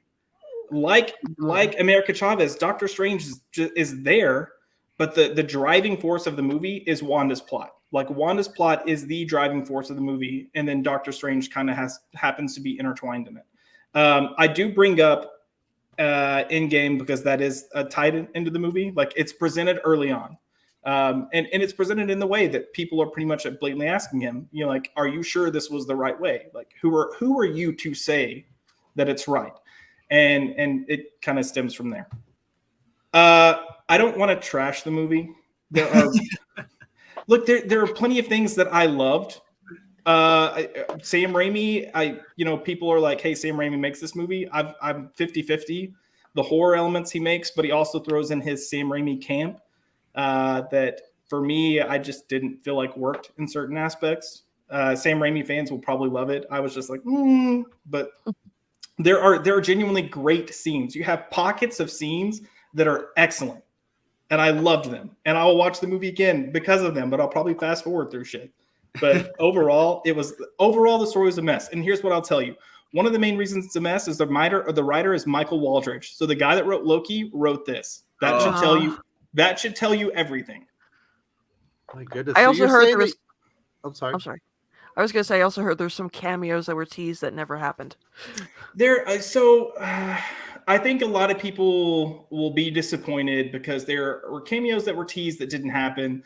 And then there are cameos that are teased. I think part of it was marketing gave away too much. Your marketing team gave away way too much. And then it's kind of set the expectation of this is just the tip of the iceberg. And it wasn't. Lower our expectations with the cameos. 100%. 100%. And I would say more, but I don't want to give anything away. But even the cameos, like with Spider-Man, we got cameos and they played an active role. Here, they appear and you get what you get. So in other words, Chippendale Rescue Rangers is going to be a better version of this? I mean, yeah, look, again, the moments that I loved, I absolutely loved. And when Sam Raimi leans into the horror elements and decides to film that way and approach it that way, the movie's a lot of fun. I enjoy it. You get some really cool stuff in here. One of my favorite scenes is like you see in the marketing or the trailers where Wanda's like floating and you've got the candles. Like that scene leads into some really cool shit. We also get to see Wanda do like the mind control thing, and they present it in a different way this time. That the way they filmed it, I thought was excellent. Like there are moments that I loved, but overall it was just a mess. I feel like you're trying to say without saying that you don't like Bruce Campbell. If that's what you're getting at, John. You and I can't be friends. Look, I like Bruce Campbell, but I do think his part in the movie is the weakest part. Oh gosh, you're breaking my heart here. Why would you say such things? Bruce Campbell's a treasure. Look, I will say his cameos in the Spider-Man movies, I laughed at. Here, I was like, but it could also be just that what it's surrounded by. It could be bougie. No. I'll say the biggest spoiler thing that I will say is for a movie that's titled Multiverse of Madness, there's not a lot of multiverse and there's not a lot of madness. Oh, come on, man. That's the only reason I picked this movie for Mother's Day weekend. My girls are so excited about seeing all the Disney Plus stuff come up in the thing because that's what they were telling us. Turning into Dr. Captain Carter, no X-Men 92. It was all lies. I'm not gonna. Well, look. So what I will say is, are we considering if it's in the trailer, it's not a spoiler? Yeah. If it's in the trailer, it's not a spoiler. Yeah. Yeah. You get Captain Carter and you get X-Men 92 Xavier. Well, not necessarily X-Men 92 Xavier. You get Xavier. You do because he's in the thing. Yeah. So they're saying that just because he's in the golden chair doesn't mean it's him. But you get an Xavier and you get a Captain Carter, but they're blatantly saying it's not in the movie, but the producers and writers saying it's not necessarily Captain Carter from What If. It's not exactly Professor X from X-Men 92. But Oh It's boy. turning into the multiverse of lower decks. yes.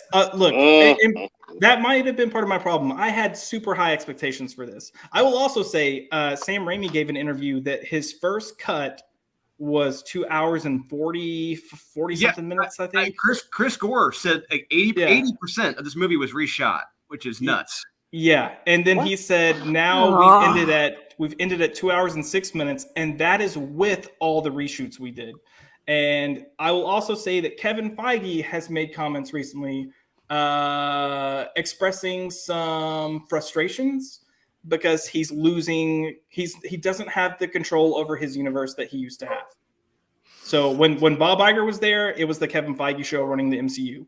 Bob Iger's not there. It's Bob Chapek. And apparently Bob Chapek is putting people in places to make certain decisions about how things should be and how things should go. Yeah. So, I mean, look, what I will say is you can say what you want about the MCU. You can say what you want about Kevin Feige. But if there's one thing the man has done well, for over a decade now, he's composed himself well. And even when he disagreed with something, he didn't really vocalize it. And you have the man at the premiere on the red carpet vocalizing he's very frustrated with the marketing of this movie. All right, so we do have this is why Ghostbusters Afterlife is a masterpiece. But anyway.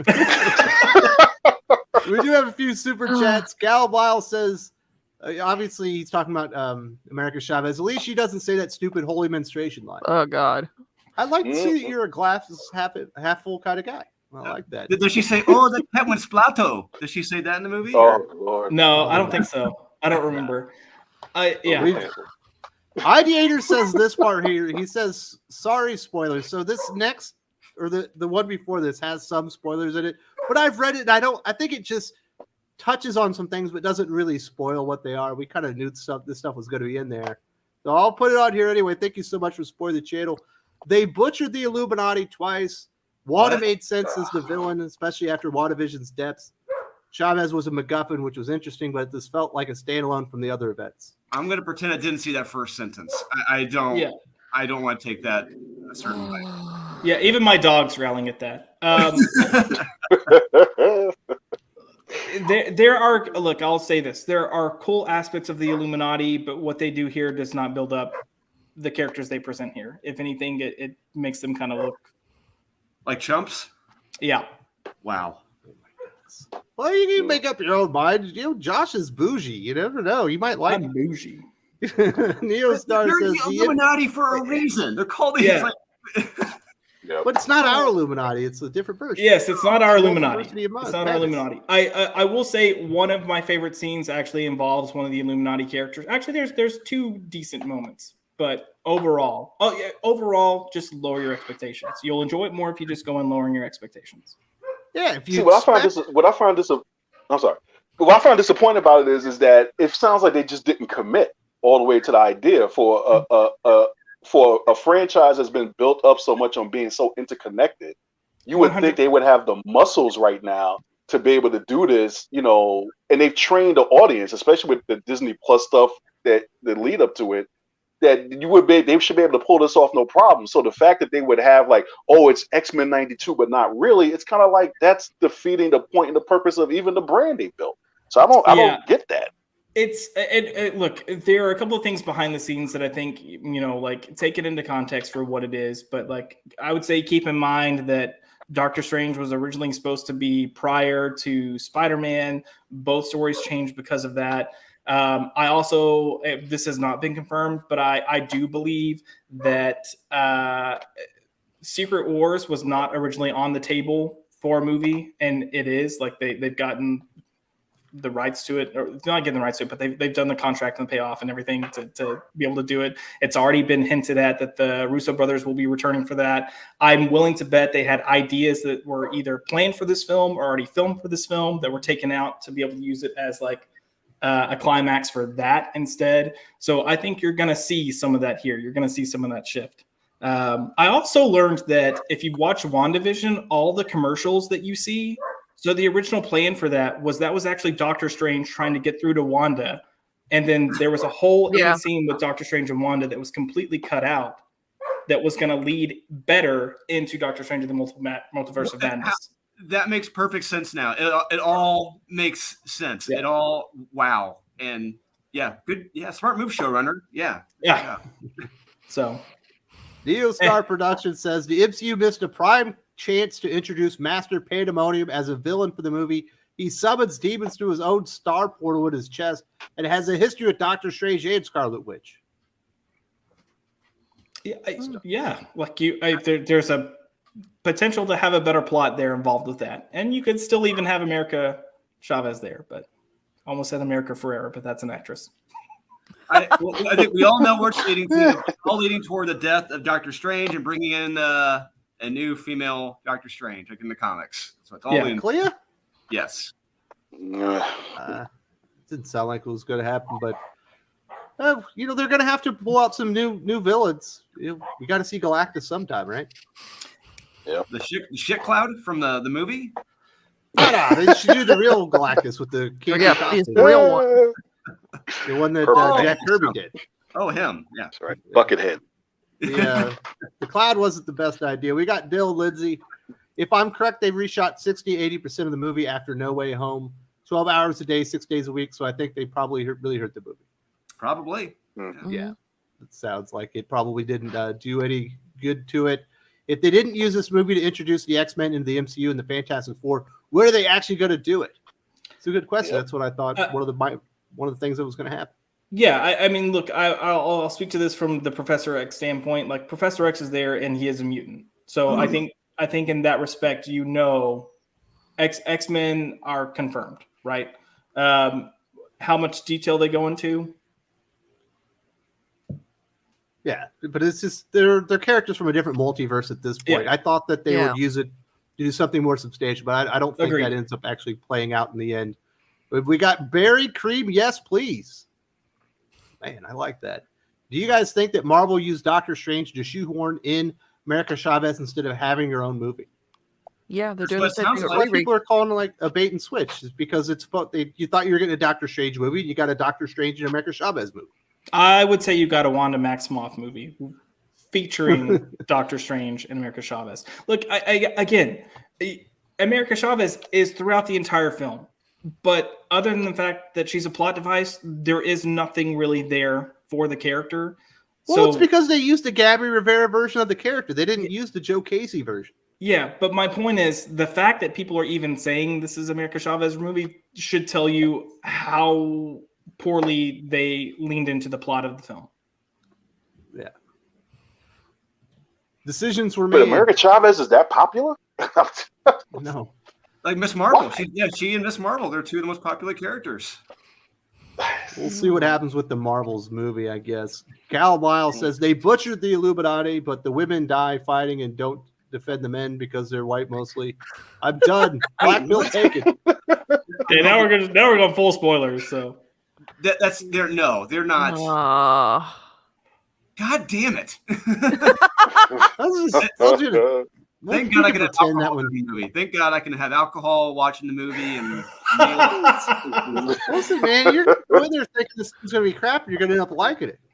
It's like when you watch Captain Marvel on a movie on a plane, and then you're like, this movie's not so bad because I didn't want to watch it to begin with.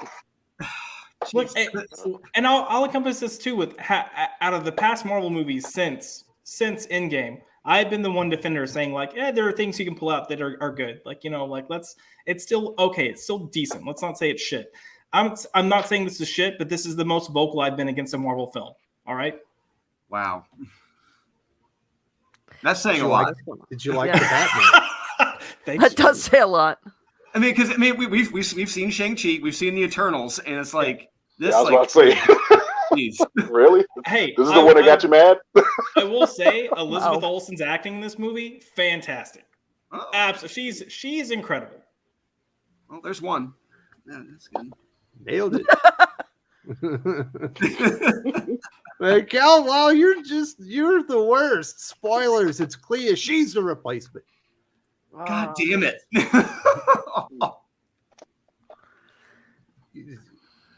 All right. Wow. You guys want to talk about Doctor Strange anymore? I think we covered it. We probably spoiled the movie enough. What I will say, wasted $40. I'll do one last note. A lot of the cameos have been spoiled Like I knew pretty much every cameo coming into this movie, not even searching it out, but like seeing videos or pictures on YouTube or Twitter. There's one cameo that I never saw on there going into the film, and when I did see it, I was like, okay, and it's because of the the person that was cast. Bruce Campbell. Negative. Bruce Campbell's he's so amazing. Look, for Bruce Campbell, if you love Evil Dead 2, you might love his scene. Also, oh, you mean one of the best movies ever made? Yeah, exactly. I probably will like it then. It was great. but the context of it is terrible. It's Evil And Dead how many 2. after credits? Yes, There's two. The mid credit I think is important because it sets up where they kind of plan on taking things, and then the second one is strictly a joke. Ah. But it is Bruce Campbell, so there's one positive of the two positives from the film: good Elizabeth Olsen acting and Bruce Campbell. And good look again, good directing. Like there's some great directing moments here. Like I cannot stress that enough. There are horror themed scenes that are excellent. All right. Brian Rickard says, Wes, I sent you a DM. I'm going to assume that you are the BR guy that I saw a DM from. I'll get back to you after the show. We got Henry K. Why not hire showrunners from Daredevil to give direction to Disney Plus shows? Because Disney Plus shows are mediocre at best. I think that would be Stephen DeKnight. Can't afford them. He was one of them. Exactly. Oh no, they're getting some of them. They're actually getting some of the head writers. I think for Punisher are coming on for Echo. They're pulling those. Talk people. about bad actors. Echo, that actor. There's no way America Chavez, that actress, is as bad as the one that played Echo. I mean, look, I would say there's a difference when you can't verbally speak lines and you're like, this isn't landing, and you have a character or actor speaking lines, and it's just like, wow, that was bad. Like that was middle school play level acting for some of those scenes, and then Who thought Echo should get a show? I've heard it's really going to be a Daredevil Punisher show with Echo in the background. well, it's going to be Daredevil Kingpin with Echo kind of. I think how America was for Doctor Strange: The Multiverse of Madness, Echo will be for Echo. Yeah. There we go. We've done that one up. Let's get to the end of the show. It's time to get done. I know everybody wants to go to Free Comic Book Day, so let's hit up some comic book recommendations. Carrie, we know that you don't read comic books. You read Oh, that's manga. not true. Well, I that's read Japanese comic books, and I read indie indies. stuff. What do you recommend this week? An indie comic. It's called Tales from the Classroom. It's a bunch of short stories by Von Klaus. It's actually really cute. I like it a lot. It's about a high school of different monsters. It's kid friendly too. The other thing I recommend, if you liked Way of the House Husband, you're gonna like Sakamoto Days, because Sakamoto Days is like Way of the House Husband but with action. You will get that with Kaiju number 9 if you go to your comic shop for Free Comic Book Day. There's a comic book with both of them, at least a preview. Yep. It's very nice. What have you got going on the channel? Is there a big a video you got coming up or an interview you got people should know about on Nerdy Girl Creates? I do have a big manga haul coming up on Monday. You want a manga haul and you need some suggestions, just definitely go check out Nerdy Girl Creates. And she had a stream earlier with Gabe from Weird Science DC, as well as Comical Opinions. He's a big old manga fan. I think they had 2 hours talking about. Yeah, he's just started One Piece, so we were talking about the first arc of One Piece, the East Blue, and we had a lot of fun. You might want to check that out as well. Gabe's a great guy. He'll be on the channel soon enough. We got Cal Lyle. He says, I did have the impression from the trailer that Doctor Strange was Nightmare in disguise and was using Wanda to spread madness. Whoa, Nightmare's in this? Apparently it's in the trailer. Is that the impression you had, Josh? No. Oh. I'm not gonna say anything. I will say there are hints at an evil character in the background, but nothing is confirmed. But I won't say which character. All righty then, Brian Rickard. Build King is a really good manga that nobody knows about. Oh, really? Hmm. Manga expert, is it good? I don't know. I haven't heard about this one. All right, very nice. Well, better write it down. We got Dill Lindsay. Wes, glad to hear you enjoy Kaiju number 8. It's so good. Yeah, It is. I'm really enjoying good. my Shonen Jump quite a bit. That thing is a fantastic value. You can't beat it, especially if you like comic books. It's like unlimited rating for $2-3. Mm-hmm. Gal Weil, I was hoping Chavez would be a sorcerer's apprentice with unstable magic power. Now she's not in it. Wanda's the villain. I don't know what to tell you, Cal. The movie was not what you wanted it to be. Sounds like that. Oh god. Which Chavez are you talking about? Chavez is in the movie, but it's a girl. Might have been a misspell. Yeah. I think he's saying he wishes Chavez would have just been a character that was the sorcerer's apprentice in the movie, but they stick to the Gabby Rivera like. Yeah, it's the Backstory. Fortuna, My Two Moms and the Lesbian Planet. Yeah. America Chavez. Terrible decision. Josh, what are you recommending this week? Oh shoot, what came out this week? I will. Flashpoint Beyond was better than I thought it was going to be. I'll say that. Oh crap, I don't remember what else came out this week. Sorry, I was so caught up reading comments that I'm being a bad. Yeah, I've got some indies that I have not read yet. I will say I picked up The Twig and Dogs of London, but I have not read those yet. And Once in Future is always fine. It's entertaining. That's a nice comic book. Like, Cal Weil backs it up and says, I meant Nightmare is not in it. God damn it. I'm sorry. I think- It's like an emotional roller coaster for Drew there. All this It's gonna be okay. Wait, they're in this? Oh, damn it. Man, I got some more fake spoilers for you, Josh. More fake Or, I'm spoilers. sorry, for me? Drew. Oh, Drew. I will be very. You guys I think look the same. because we're white guys. Yes. Godwin says all 5 issues of Monkey Meat Volume 1 is complete, and Judy Ba said he's making a second batch of Monkey Meat. Monkey Yeah, the meat. final issue came out this week, I guess. Yeah. You didn't seem enthused about this, Drew. Are you not recommending that comic? I read issues 1 and 2, and I just didn't. I didn't get it. I just don't get it. I really. There's a market for it, I'm sure, but I looked at Kyle. I'm like, I don't get this. I'm like Tom Hanks and Big. I don't get this. What's the fascination? Infamy or Death from the beautiful Ireland. I'm currently reading Dragon Ball. It's so much fun. And back to Claymore. They just started Undead Luck and Asian. Are you reading Dragon Ball? I've just finished the first one, and now I'm going into Dragon Ball Z. Yeah. Very nice.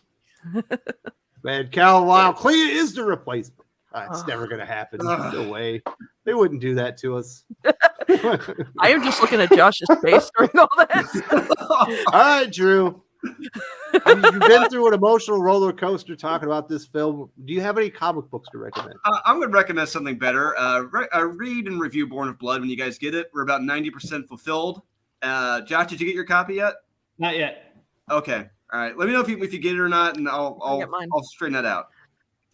And yeah, people are loving it. People are reviewing it. Did a big signing with Ale Garza this past week. It was great. And yeah, read that and review it. Oh, and Cat Fight vs. Naughty and Nice. We're getting our copies in this week. All my second comic I wrote. So those will be going out soon too. Very nice. Finally, we've got Gervain from Chicago. What are you recommending this week? Well, the books that I can afford. It's Batman Beyond Neo Year 2. I'm enjoying that. Always like a good Terry McGinnis tale. Monkey Prince 4, because I'm a big Bernard Chang fan. Definitely Once in Future 25, but I think this is probably where I'll be jumping off at. It's been fun, but I think it's slowed down a bit, but I still would like to finish it up. I've definitely been enjoying Star Trek Mirror War, Yes. So number 6 on that one. Awesome. It's a really good series. Suicide Squad 15. I think it's been the best iteration of the Suicide Squad since Ostrander's way back when. And then my pick of the week, because it's like he may be considered retro, but he's knocking them in. Maestro World War M #3. Peter David with this Maestro trilogy. This has been a real fun read. It's some quality storytelling. Those are my picks. And we have Tiara Starbrighter. Does anyone know if the chat is spoiler free for Doctor Strange movie when we talk about that point? Absolutely not. There were too many spoilers in there. I do apologize, that, but we did talk for like a good hour and 40 minutes before we got to that point. So there's plenty of stuff. But if you want to hear about the Doctor Strange stuff, there are unfortunately spoilers in there. This is what I'm recommending. Arc Athena, Eric Canetti, obviously he was on here for the first hour and a half. Fantastic guy. This thing looks absolutely brilliant. Reads even better. This is all action. It's got a good plot to it too, but you will not see very many talking heads in that comic book. If they're talking, they're absolutely fighting or doing something else as well. So I enjoyed that a lot. And I wanted to say thank you very much to everyone for joining us. Certainly thank you to the panel. We'll be here back next week. We will have Doc back. Hopefully he will be rested up and recovered. And it looks like we're going to have Eric O'Sullivan on the channel making his debut on the Comics Aficionados. So that'll be fine. Hopefully he can give us some tips on soup. That would be a good time. Yum. Looks like Gervais ran out of gas. And I think he probably ran out of juice on his phone. So I think we're done. We'll see y'all next weekend. Thank you very much. Bye. Bye.